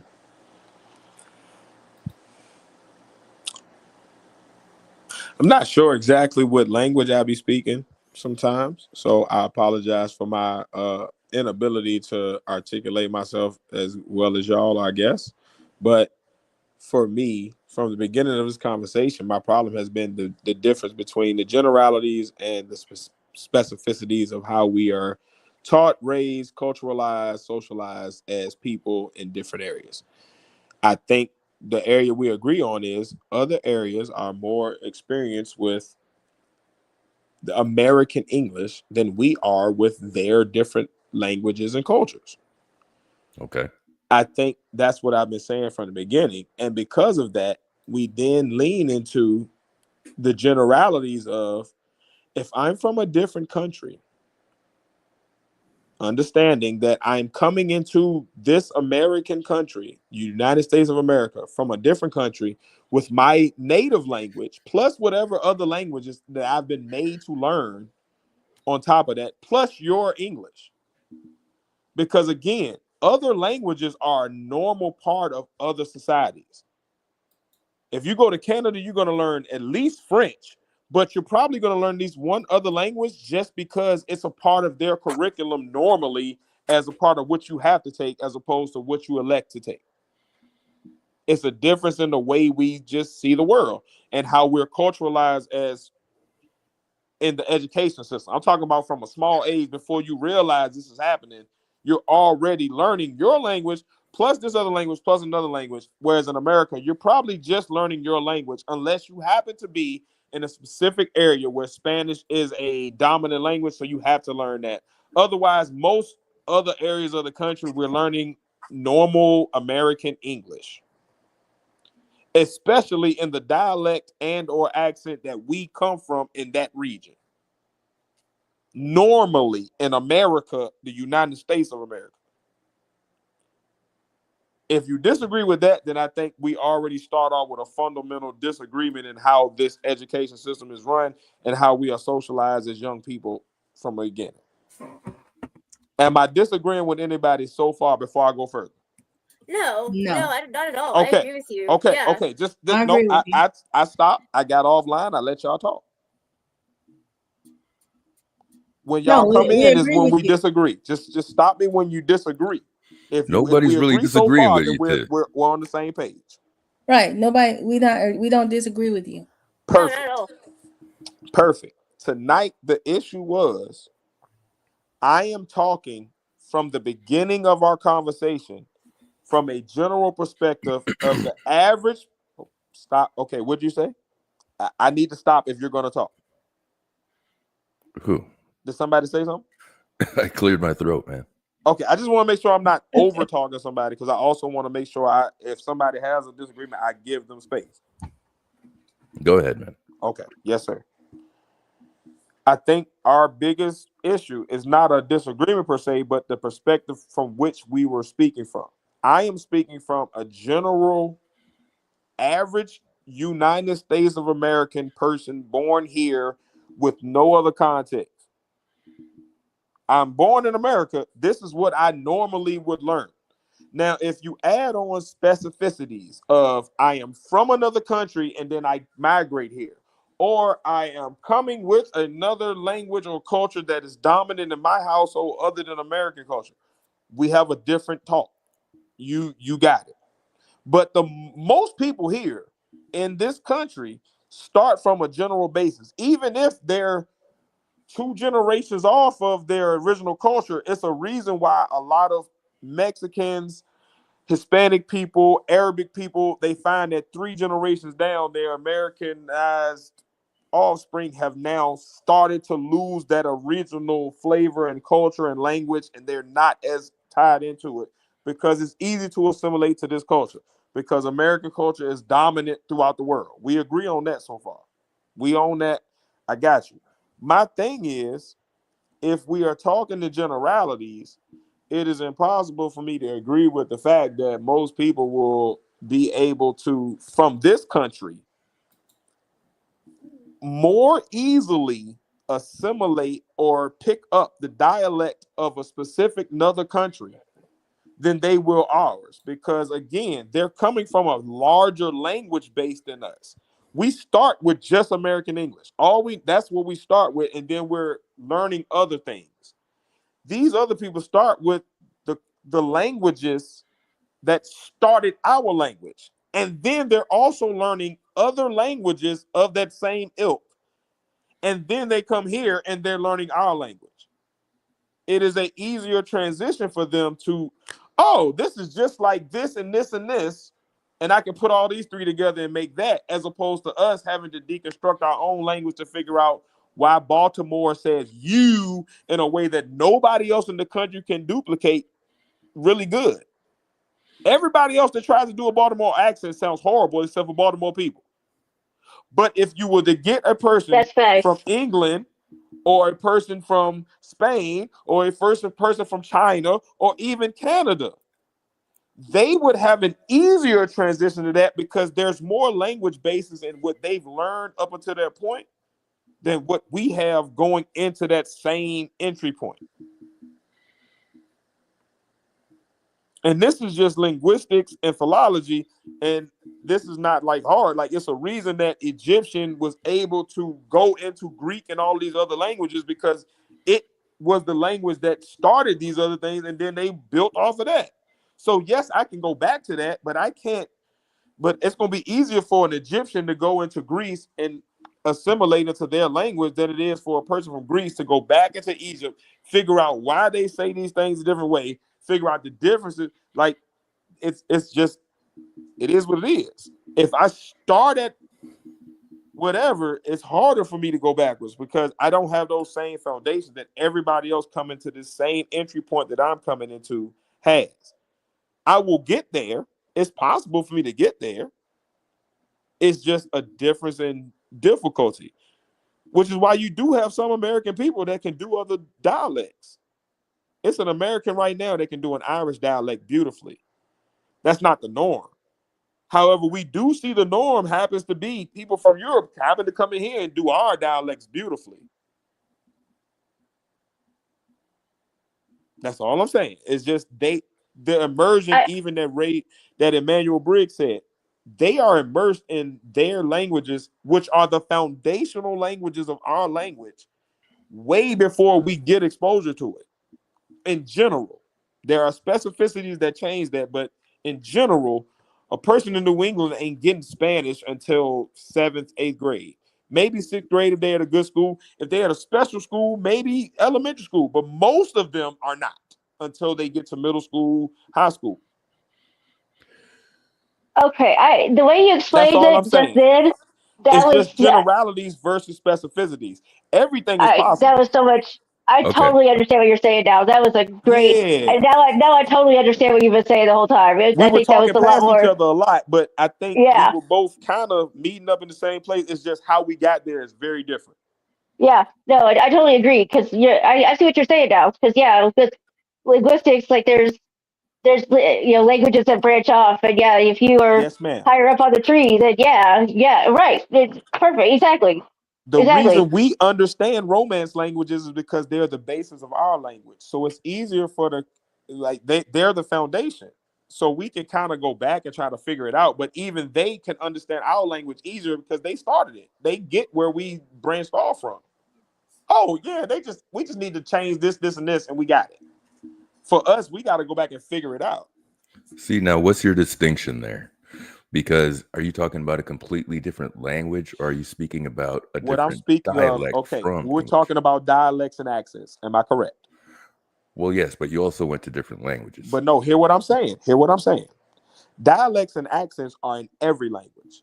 There is a different accent depending on where you are from in China that you will have on the way you pronounce your words, even if it's the same Mandarin, than the way somebody from a different part of China will. It's the same in our country. We speak all American English. It's just the way we put a twang on it is going to be different depending on where we grew up. Okay. What I'm saying is it's easier for other countries and other languages to pick up our dialects and our language than it is for us to go back and figure out theirs. It doesn't mean both aren't possible. We can go back and speak a Spanish dialect as good as a Spanish person if we study hard enough. But So they by will your probably find theory, it easier because of the fact that they're starting from the foundation of our language as opposed to us starting from the end of theirs. So we have to work backwards, by whereas your they're just theory, working up. They're starting from the bases and they're just adding on. so by your theory, can somebody from America choose to do the other dialects of America better than somebody from It is the possible. UK? Yes, that is Can? possible. I'm just saying it's Mm. not the general. That's not the average. But based on your But it's theory, that's possible. what you're saying, though. 100%. Based on what you're saying, that's your theory that they could do that better, though. Everybody could do it better than somebody else. I'm saying But there are based certain. on what you're It's just saying, like, though, okay, look that they are more capable of doing it let me give you because of that asset you the just said. easy No, analogy. am I right or wrong? Based on Language what is you like said, economics. am I right or Everybody wrong? has Hold access on. to it. There You are asked me some the that are question. I'm asking you easier. the question. So hang on. This is easy though. You're making it more complicated than it needs to No, be. I am absolutely not. I'm actually simplifying it. So based on what you're saying, based on what you just said, somebody from overseas can imitate American accents from different regions better than an American can? If they start from the same place, yes. If they start from the same, but they're not starting Hear from what the I'm same saying. Hear place what I'm because saying. they're Hear what from I'm saying. separate places. Hear what I'm saying. That's If not what you get it- said before, though. Okay. Hear what I'm exactly saying. I'm gonna make it very clear to you. Okay. A person from another country, if they come into this country, 9 times out of 10, as opposed to us going into their country, they can learn our dialects and our language easier than we can learn theirs. It doesn't mean both aren't possible. It doesn't mean we aren't able to do it better if given, similar circumstances, but they are given better circumstances in other countries because they start from a language that started our language and they learn other languages as a part of their normal education. For us, it is an elective. For them, it's mandatory. Most countries, their children are coming out of elementary school to middle school bilingual, at least. This is what I'm telling you. Like, I'm talking about the same thing Emmanuel Briggs talked about as an immersion. They have an entry point that is earlier to other languages than we do. So even with our language, you have people in our country that have never been anywhere else or heard another language. For them, they've already grown up learning other languages on TV. For us, we've only learned ours because our language is the dominant thing. Most kids aren't growing up watching Telemundo. Yeah. They're not watching other channels, those few channels that we might have on cable that may have another country's language. Our general language, no matter what your family's history is, you normally start off with your entry point to language as a basis as our English. From there, you may learn another language or your own culture's language, or you may be exposed. But the general person, the reason that America is seen the way it's seen, and a lot of cultural and ethnic cultures have issue with our country, is when they get here, their children don't pick up their culture. They end up assimilating to ours. And it becomes harder for them to assimilate their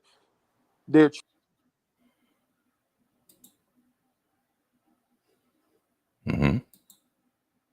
Oh. Where you go? I think he just dropped down. He'll be back. He'll be back.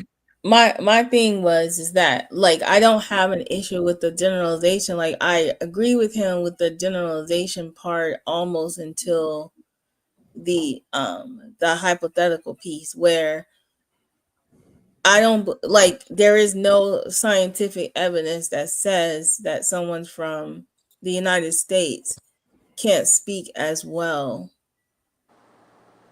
can learn a second language just as well as another person because of the foundation of the English language. Right. I hear. So there's no scientific evidence for that. That's the only thing. All right. What I would say is this: talking in circles, man. There is scientific evidence for languages moving forward as opposed to backward.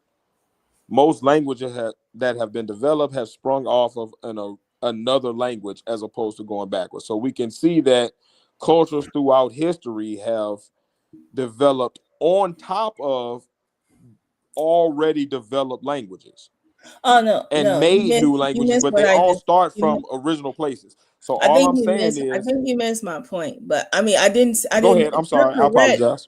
You're correct when you say that. What I was saying was, if a person is from, I don't believe that, and this is just, there's no scientific evidence that says Tyrone from this place and then Michael from this other place can speak the language better than this other person can, based on the foundation of where his English began. Like, there's no science. I don't think there's. Can I ask you a question? Yeah. Okay. I agree with you so far. Right. That's all I was saying. This is what I'm saying. And I think this is where we keep running into the disagreement. We're pretty much on the same page. Anybody can learn any language if they're exposed to it long enough, correct? Believe so. Right. Okay. We're all on agreement there. My argument is, and this is what I would like to hear actually disproven.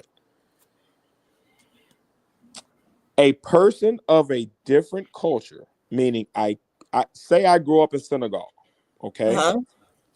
And I come to America. Right. And I start at a 5-year-old, and an American 5-year-old starts at the same place as me. Mm-hmm. It is going to be easier for me to pick up the American dialects than it will be for the American to pick up the Senegalese dialects. However, there might be the same amount of different accents and ways we say, and colloquialisms and different ways we say the same things in our different languages, but I am going to pick up the American's way of doing it easier than the American will pick up mine, is my argument. And it's because, again, Emmanuel Briggs keeps saying the word exposure. Other countries and other cultures, as a default of their academic system, are exposed to many languages before we are exposed to more languages than our own, which puts us at a deficit if we are talking about two people at the same age at the same time. A person in France is going to know more about the languages as a whole, how to better understand coming into English language, how to differentiate their language as opposed to ours, how to better understand the difference between a female cognate and a male cognate, how to understand the differences between formal English and, just recreational English. They're going to have a better understanding of that coming in as their entry point into our language than we would into their language. And that is not because of a lack of capability. It's because of a lack of and a difference in the way their educational systems abroad work and ours work. We are more American centric, so we are more focused on our specific where we are. If you're in the South, notice in your history classes there's a higher emphasis on Southern history than Northern history, even though both happened at the same time and they're both equally important to your development. You will have a higher emphasis on one based on your region. Actually, not in Arizona. However, but not in Arizona. You right. You go ahead. I never taught. You right. No, not in Arizona history class. I don't know shit. No, I'm not saying that you don't know nothing, but I'm just saying in Arizona's history classes. Have you been a teacher? Are you a part of the academic system? Do you be in these meetings where the nationwide meetings and conventions are being held where they're talking about curriculum? Without exposing myself, my significant I know what you talked to me about personally, but I'm asking you specifically that. My significant other has been teaching for 21 years, and he's a chemistry teacher. Okay, beautiful. So he would know the same thing I know. So, well, what I was about region. If you're region, you're going to learn more about that region's history than I was just saying my history. I guarantee it. I was just saying in Arizona, they don't really. No, you got it. Right. No, I said in Arizona history. Nope, you're right. They don't really teach about like Southern history like that. They you know what? Y'all are all right. If it's that many people against me, I'm the wrong one. No, I'm just saying that's I agree. I was just saying y'all got it. We agree on what we agree on. We disagree on what we disagree on. I was just in Texas does. I love y'all. No, but Texas does teach from a Southern point of view.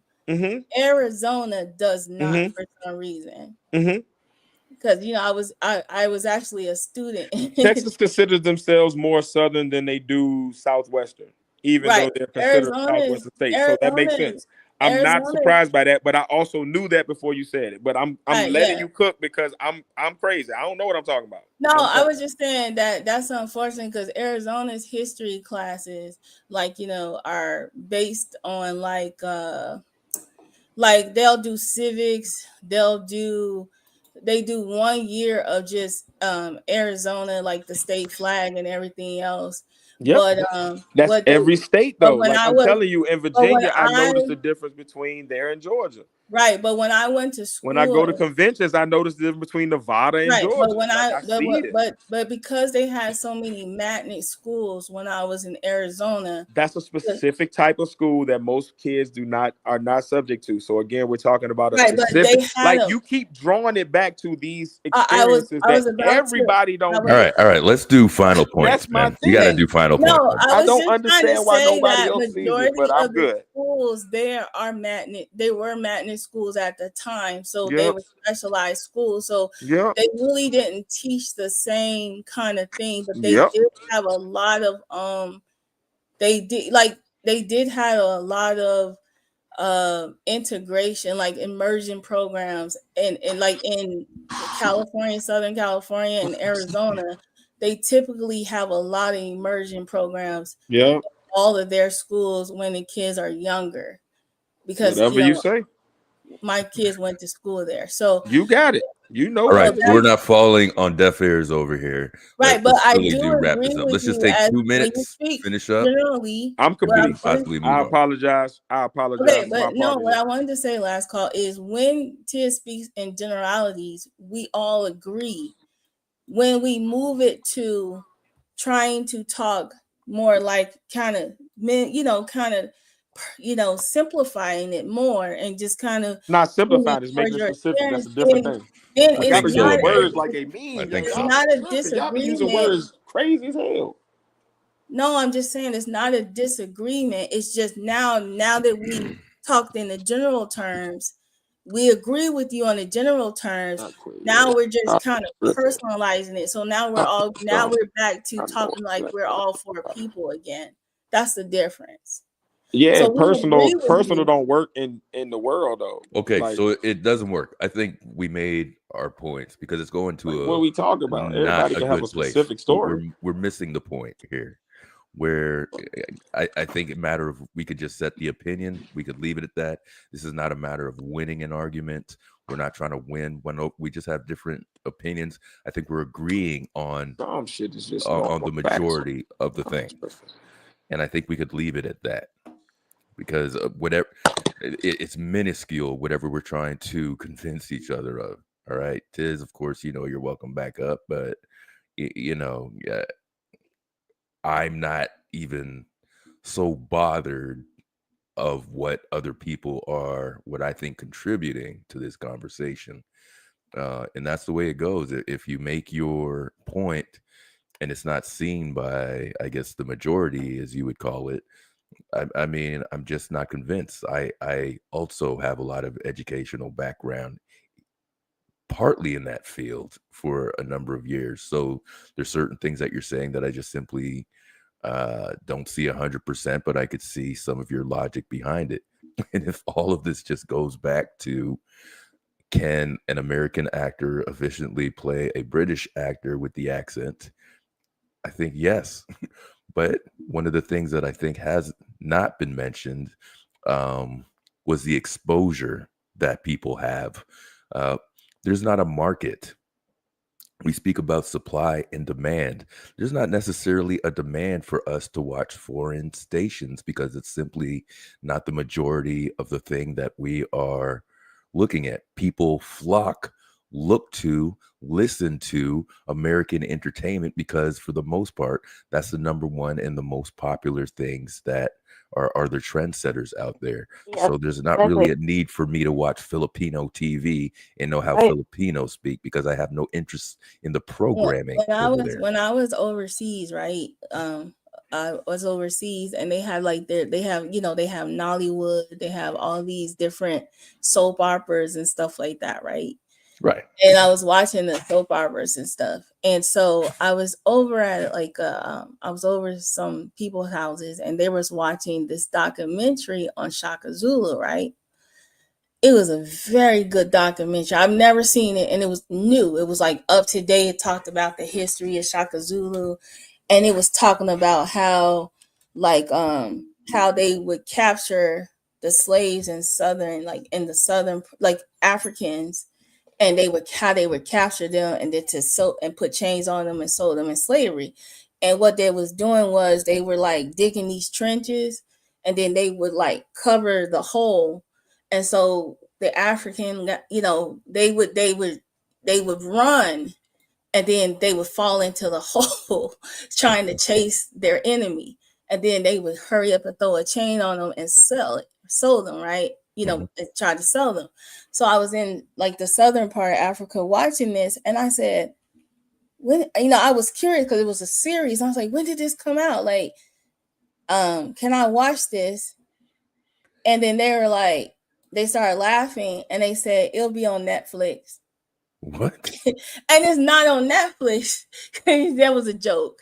It's on their program. And I was like, oh my God, you guys are like studying the history of this from a different point of view, that we kind of heard about it, but we didn't know it was like this. Yeah. And it's like, yeah, they would capture. So what I learned was Southern Africans kind of have an issue with Western Africans, which is why Africa isn't like this whole combined powerhouse, because within their own home history, they have this inter turmoil going there. And so what I learned about the indigenous people over there, the colonization, and then over here is like, just like Indians, the difference between us and them is that just like them, they're forced to learn English. It's not something they want to do. Like when they're at home in their houses and stuff like that, their first language is their language. English is a forced thing. It's like, I'm gonna strip you from everything and force you to speak like this. So it's like forced. Now for us, like us coming to the United States, we're especially Black Americans, if we want to personalize it to a group, we learn English. Like they barely wanted us to learn how to read and write. So they barely wanted us to learn how to read and write. So we just picked up any and everything. I remember people speak Pit Latin. I know some people used to speak Pit Latin. We had our own language, our own twang. So that's a very interesting conversation to have at a future date. But my thing is closing is that, like, I agree with Tiz on some of the generalities of everything, but once we get past the generalities, we like to, we just want to speak from like what our experiences are. Like, my experience, sharing my experience with you about what languages I learned or what languages that I've heard, or, and what I was able to pick up when I went to another place is moving, not just moving the goalpost. It's just, I'm not even changing the subject. It's just kind of bringing it back to just us again. So I just hope that he doesn't take that personal, because we're not. I think that's fine. I think we tend to do that and bring up when it starts being general. You can personalize it because that may have not been your experience as well. And I think that's all that is. I think we don't even have to go more into that. Right. It simply is what it is, man. And there are many different theories, to think you got one study or whatever on the matter. That's not it. It's not written in stone. Otherwise, everybody be doing it. It'd be that easy for everybody, right? I just think that it leaves people out, and it kind of feels dismissive when you kind of talk in generalizations. That's it. But sometimes it's like broader statements. It shows a bigger picture. But what he said about things being factual is like, if I can, statistically speaking, factual has a lot to do with, for me, like, just sharing ideas. I mean, we can always disagree. I mean, you might not even agree with me, but it's okay. Yeah. It's not that serious. I think that's part of it. It's not that serious as well. I think the main part is that we maybe understand a point of what we're trying to say. I do understand what you're saying. I think I have a point as well. And it's not even in contrast of you guys as well. So it's not personal. It's just what I believe with it. I think we have a lot of the same answers to the situation as well. And that's just simply that. I could put that to rest. And let's lighten it up before you leave. It's okay. What are we doing next week? So there's a couple things. Stephanie, get ready for your story of the Cash App, because I've asked you for 3 lives in a row and you didn't tell me yet. So yeah. Okay, so I will work on that. What the problem is that I have to figure out a way to tell it without betraying any sort of confidential. I can't even like hint at sort of what happened, because I might get into like the specifics, might get into some, like, it might butt up against like talking too close to like specifics about the client's case. Yeah. So I need to figure out a way to talk about it in a way that actually gets to the issue with Cash App instead of what led up to the issue, if that makes sense. Yeah. Just don't forget, because I remember I felt bad because you were on there and you brought it up once, but I wasn't able to circle around and then talk about it. No, it's okay. Yeah, but it is interesting because they're getting beat up by the Consumer Federal the Consumer Federal Protection Bureau. Yeah, the CFPB. Their Cash App, Zelle, all of them are getting beat up right now by the federal government for trying to act like banks and yet not want to be a bank. So yeah, it's a really interesting thing that's happening. Yeah, it's interesting. So I would definitely like to talk about that. Okay, cool. And Joe. All right. So if we're gonna wind it down, which we should, because we're damn near jumping on the. I can't do over 4 hours. I think I'm gonna go crazy if I do. So what are we doing? Are we gonna do this damn thing next week or what? Hell yeah. What's Friday? Oh, next Friday, the whole music thing that listen, let me cry. I was here. I know you were here. I hope Tiz come for the music thing, because it's just gonna be the music thing. Yeah. No serious topics. Okay. Yeah, Tiz. And listen. Tiz done picked up his toys and went home, man. Come on, Tiz. Yeah. And then, Tiz, we gonna do the music thing. Stop it, okay? Anyways, yes, we are. So stop it, okay? Stop it. What's the music thing, though? Tell me. What's the music thing? I gotta get in on it. So we were thinking we were gonna do last week. We were gonna do where we were going to do R&B, female, but I think we should just stick to one genre. Like, so we'll do, if we want to do just male, we can do male, and then narrow down the genre because we don't want to, be general. I'm just messing with you, but no, we want to like kind of stick to one genre, and we want to do music, and we want to come up with like we can do, because with the women we were gonna do like, okay, why they're number one on the board on the charts, but they're not really good singers, and why? Why? Why? They have a bunch of hits, but they're not they're not all times. Don't send him. They're not top singers. Like, we gotta figure out something like strong like that. That's going to kind of like we did today. Yeah, you know what? I don't think because I was trying to go through this for the last couple weeks once in a while, man. It is tough. If you even look at my shorts, I put in who did I put? Billy Paul, some others, just some names. We're not going to narrow it down to 3 names, so we just have to discuss. This might be a few sessions. Right. We might just have to discuss 3 of the great male vocalists one week, and because it's just there's gonna be a lot in that pool, and then the next week, let's do it like that. Like, who we think are great vocalists. Yes. Speak on it and why, and then like we can do, you can set it off, because whatever genre you pick, that's where we're going to be at. So if you said we're gonna do, like, let's say you do all Marvin Gaye or whatever, or you know what I mean, or that year, or you decide to do like Luther, or you decide to do current. Well, I know, we have to start from somewhere. I thought we decided on the soul era, soul music. Right. So yeah, we're gonna do the soul era, but there's 2. I already got that one, Emmanuel. By the way, that was one of my 3. Okay, so neo soul or regular soul. So there. Soul. Man, don't get me going on Jaguar Wright. 80. Don't get me going on Jaguar Wright. I can't. No, neo soul and me don't get along right now. Jaguar Wright. But listen, hear me on. She's not one of mine. Let me hear you on this one. If you go by just singers, when you put her like in that neo soul with Jill Scott and all of them, she's crazy as hell, but she was a very, very strong singer of her time. All right, unpopular opinion right here.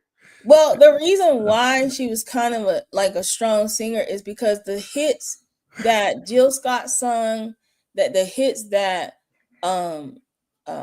what's her name that's down south? What's her name? Erykah Badu song. She wrote some of them. Okay. And so like I could play one song that would put her where she should have been. And then she ended up getting pregnant and then couldn't find out, she's always had emotional issues. And this is why she's not where she needs to be. But she was a very stronger vocalist than Jill Scott, even though I put Jill Scott up there. All right, let me say my piece over here. Yeah, go ahead. I got to tell you, and I know I'm going against the grain over here, but I'm not a fan of neo soul. Oh. I prefer the original soul so much better. I don't think those guys are as talented as they think they are. Right. They could sing. But anybody from a decade or 2 before this neo soul crap took off, I think it took off because it's trendy. Neo soul is missing a lot of the soul. Well, let me ask you this. So that's why it's called neo. But let me ask you this: do you like Eric Robinson? I don't know. I love Eric listened to a couple things.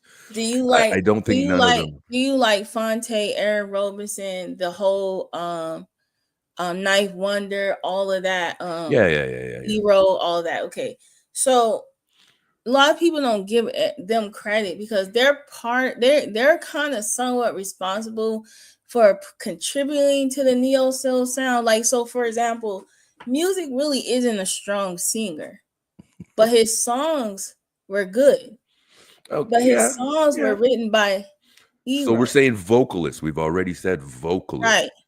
So these guys don't vocally, cut it. I understand Music Soul what Child. These dudes are not good singers, man. They right. can carry a tune. But they can wing it and they had good songs. But here's what the gag was like with that. Their songs were written by people like Eero or Anthony David and stuff like that. Those artists. That's another category. Songwriting and music making is another category. Right. We can't throw that in there. Right. So what I'm saying is we can do before neo soul, and then we can go into why neo soul was just a trend, because it died. It Sure did. And there's only a few of them still really making music, and they're not neo soul anymore. Mm-hmm. So you're right when you say that, but hear me out. That's what the hear me out is. Mm-hmm. Even though you don't like neo soul, which neo soul artist did you really kind of say you gave a pass to? That can be part of that segment. After I'm not sure if he's considered neo soul. Slightly is. Maxwell would be one of those dudes. Yes, he is. Yeah. Right. So Maxwell gets, and that he gets a pass. But you know, he didn't make as many songs, but he was more talented than half those dudes. Right. He was yes, he was. But when neo soul was trending, Maxwell shouldn't have been kind of floating around on the same plane as them. They were packaged a lot. Neo soul was packaged a lot better. Like me, I love the Roots. Yes.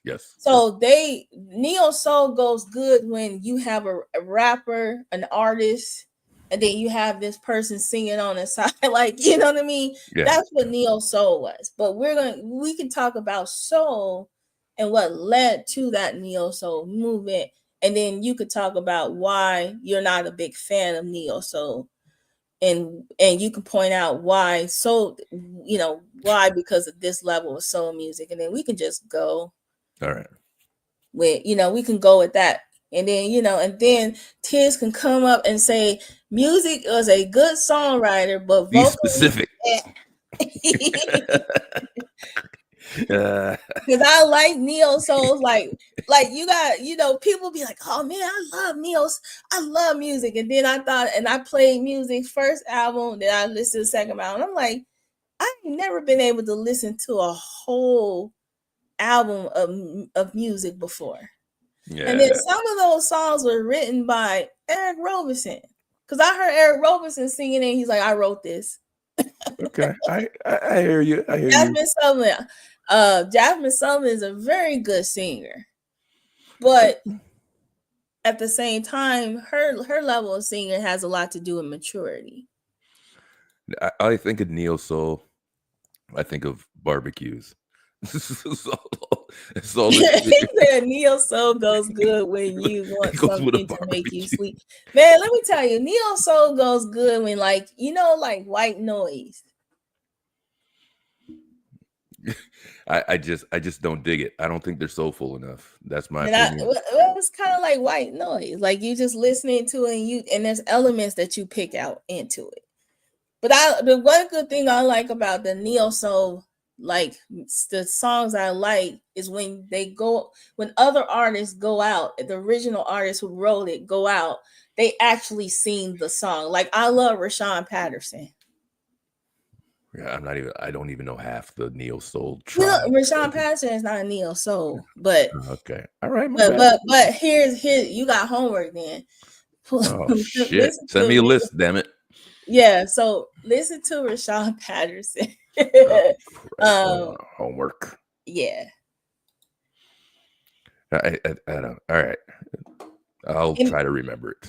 Yes. Well, listen, don't have me put it on your community wall. All right, do it. We'll do a thing. We'll share stupid what the playlist, and then I'll delete it when we're done our.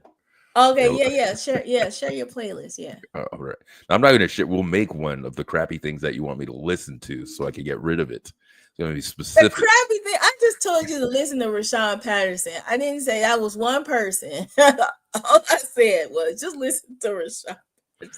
And I want you to tell me if that's neo soul or not. That's all I want. Look what Emmanuel said, which I agree. Neo soul is the ramen noodles of music genres. Look, and listen, where you listen, you was over there listening to Jodeci and Silk, so a little bit of Jodeci, a little bit of Silk. Yeah, that's what I'm saying. You only could do a little bit of Jodeci, a teeny bit of a little bit of Silk, a little bit of Ever so. There's a teeny bit of Boyz II Men. That's it. Ugh. You see, then we're getting cold. And then New Edition. Hell yeah, Candy Girl. But no, you're going to bring soul to the because that's what's missing. Like we're talking about neo soul and stuff, and here you could slap us with this is why I'm not into neo soul here. This is what soul music is. Okay. I get definitely. I'll be that dude for that. And then Tiz is gonna drop his list. Listen, I have Apple Music. My playlist is all over the place. I gotta brag about yours. Now, long as you're not sitting over here playing pop music. You know no goddamn pop music's coming from my stuff. All right. Crazy in your scalp. No, it's gotta be old school. And then you know what we should do? And Stephanie, no offense, we should do white soul, like white what do you call it? White I forgot what we call bluegrass, blue-eyed soul. Yes. I know. Yes. We should do I already have a few guys. I was wondering if I was going to add that to the conversation or not, but we'll see. So just next week, come prepared. We'll start with the male vocalist first. Yeah. And we'll talk about that, and then we'll extend it past that. Listen, we got Tiz excited again. Tiz, you better get on this music train. That's right. Look at Tiz, man. He's back. He's back, people. Yeah, he's back. Tiz, I want your music collection. I want to know, if you really want to feel somebody out, just put up your playlist. There you go. All right, so make sure you're here. I know I had to dodge last week, and again, I apologize to you. No, it's okay. Because I made it a deal of like, we're going to do this, and I don't like missing times and dates, but I totally had to. So we're back on track doing what we got to do, and I'm looking forward again for next week. So I guess I got to turn on the music part 3 for the next one, and so we got to stick to it. We do a quick Tiz top 3 if he allows us to do that, and we'll get into our scheduled program again. Yeah, we still want Tiz top 3, and then we want Tiz to participate in the music, and then we'll be on our best behavior. Behavior. We promise. Promise, Tiz. You hear that, man? We want you back. Be on our best behavior. We want you back, man. I know. So we were going good and everything. Come on. Man. Yeah, Tiz. We're gonna be on your podcast tomorrow, so make some room for us, and we're gonna disagree with everything you say. I'm not disagreeing with nothing he say on his podcast at all. I'm like, yep. I'm not here. I'll throw this one. I have been muted on his podcast by Tiz before, so he is capable of throwing the mute on you if he wants to get his point across. So. Man, listen, he ain't gotta do that to me. I'm gonna be like, I'm gonna be a cheerleader. Shit. But that's his show now. If he cut in mine, it's demon time. No, I'm just kidding.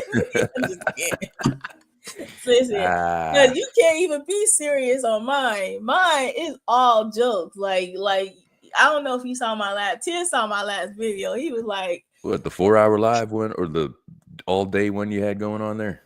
No, I did a video. I posted a video today. Okay, I didn't see it yet. I didn't get around to it. Yeah, All right. But Ted said, what did he say? He goes, I feel sad that this came across my timeline. I wanted to say, I'm sorry, Ted. You know this channel is all about jokes. I had to show you my real channel. I haven't done anything yet with that one. But this channel is all about roasting. So all right. You know I'm putting together a friend of roast. So yeah. We spoke about it last time, man. You got to update us. That's why you got to go look at that little thumbnail I put up there. All right, I'm gonna check it out. I'm gonna get some food before I pass out. Check that out, and do it up, and we'll be ready for next week. Steph, you got anything? Joe, any last words before Yes, you are not a bad guy. We listen. It's just you just met another argument as a person. That's all. Tis being dramatic, man. You know it's all good. He's just playing it up. He's playing it up. So cool. Next week, Steph, you got anything? Well, I'll try to get ready for next week, but I don't know anything about this mushy romantic music y'all straight people do. Yeah, I don't know anything about it. It's not mushy. It's just soul music, man. You just gotta have soul. I know about the old school, but I could do that. But anything that's been made after 1980, I don't know anything about it. Joe, I want to say because of this music challenge stuff, I'm going to tell you the last time we talked about a music challenge, you and I and Last Call here, I now have a playlist of 35 preludes that I've done nothing with. And that's your fault. Shit. Well, hang on. Hold on to it. Hold on to it. That's my thing. Yeah. Hang on. Even though you were calling it intros, but yeah, we'll get to that. I love preludes. You know what I'm saying? We better. Interludes, Joe. Oh, interludes. That's right. That's right. I don't know why I call them preludes, but interludes, right? If you just play them like back to back in your car is insane. You like the song's about to start. Oh no, it's not. Psych. I think that's how it was in the old days. That's when time was a little slower, So you're gonna bring that back next week. Yes. You're gonna bring back when time was slower, the songs was a lot longer. The music started playing first. And we'll slowly work in some interludes. You're absolutely right. So hold on to that playlist, and we're gonna work that in there too. All right. And it always can be continued because this is Last Call's theme music. Indeed. Part of the thing. All right. The Sandman is shorts also. It's all there. All right. Well, it sounds like the Sandman is tap dancing us off the stage, Joe. So I'm gonna drop down. Yeah. All right. Yeah. All right. Nice talking to you, Steph. Good. And nice talking to you, Last Call. Yes. Appreciate you having me up. Definitely. Real appreciate Anytime. Glad to have you, and I look forward to next week. Yep. And if I stand you up, it's because I fell out the window. But anyway, all right, don't fall out the window. But no, I appreciate you having me up, and I appreciate Tiz for engaging. Definitely, we're a good team. So I'll see you I'll see you tomorrow, and then I'll see you next week. All right. Have a great rest of your night, sir. Go get something to eat. Bye. Yes, definitely. Take care. Wow, party people. Here we are, man. Here we are. We got another one. Don't we have another one? Good to see people come in. What's up, a brother of a certain age? Why you coming over here late, man? How you coming over here late, brother? Happy Friday, man. It's good to see you. We got another one in the books here. Appreciate you. OG Manuel Briggs in the house. Kimberly stopped by in the house. YM came through in the house. Definitely appreciate that too, man. We had a new one, man. Miss Independent, My Way. I've seen you in the chat. I'm so glad you came by to visit me, man. I appreciate that. I appreciate all the oldies. Sorry, guys, I called you oldies. And all the newbies coming on here as well, man. And we look forward to more. We are definitely back on track with it. Thank you for sticking with me. Thank you for pushing this thing through. If you're new, have a chance to look around. Check out the shorts, check out the videos, check out the lives. And if you would be so inclined to, give me that subscription, man. Give me that subscription, man. You could do worse. I got some new ones. Everybody going out. Be safe. Got through the week. Have a good, safe weekend with the fam. Be good to each other. All of that. Everybody spreading the love around. I like that, man. All the well wishes. Tiz, always appreciate you coming on, man. And we know we just like another point of view. We could stay here, get our points across, still leave like adults, man. Joe, thank you for coming back, sticking with me. I think we all make a good team in here, man. So we definitely got to do more. Thanks for joining me Friday night. This is Last Call Live. Like, share, and please subscribe. And enjoy the rest of your weekend, man. Got nothing but love for you, man.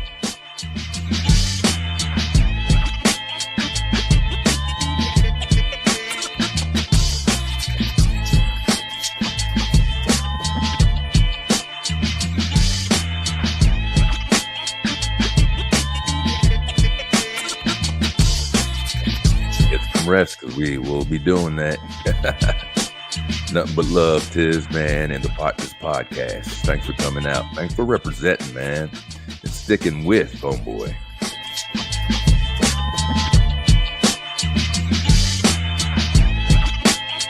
Look at that. Look at this guy.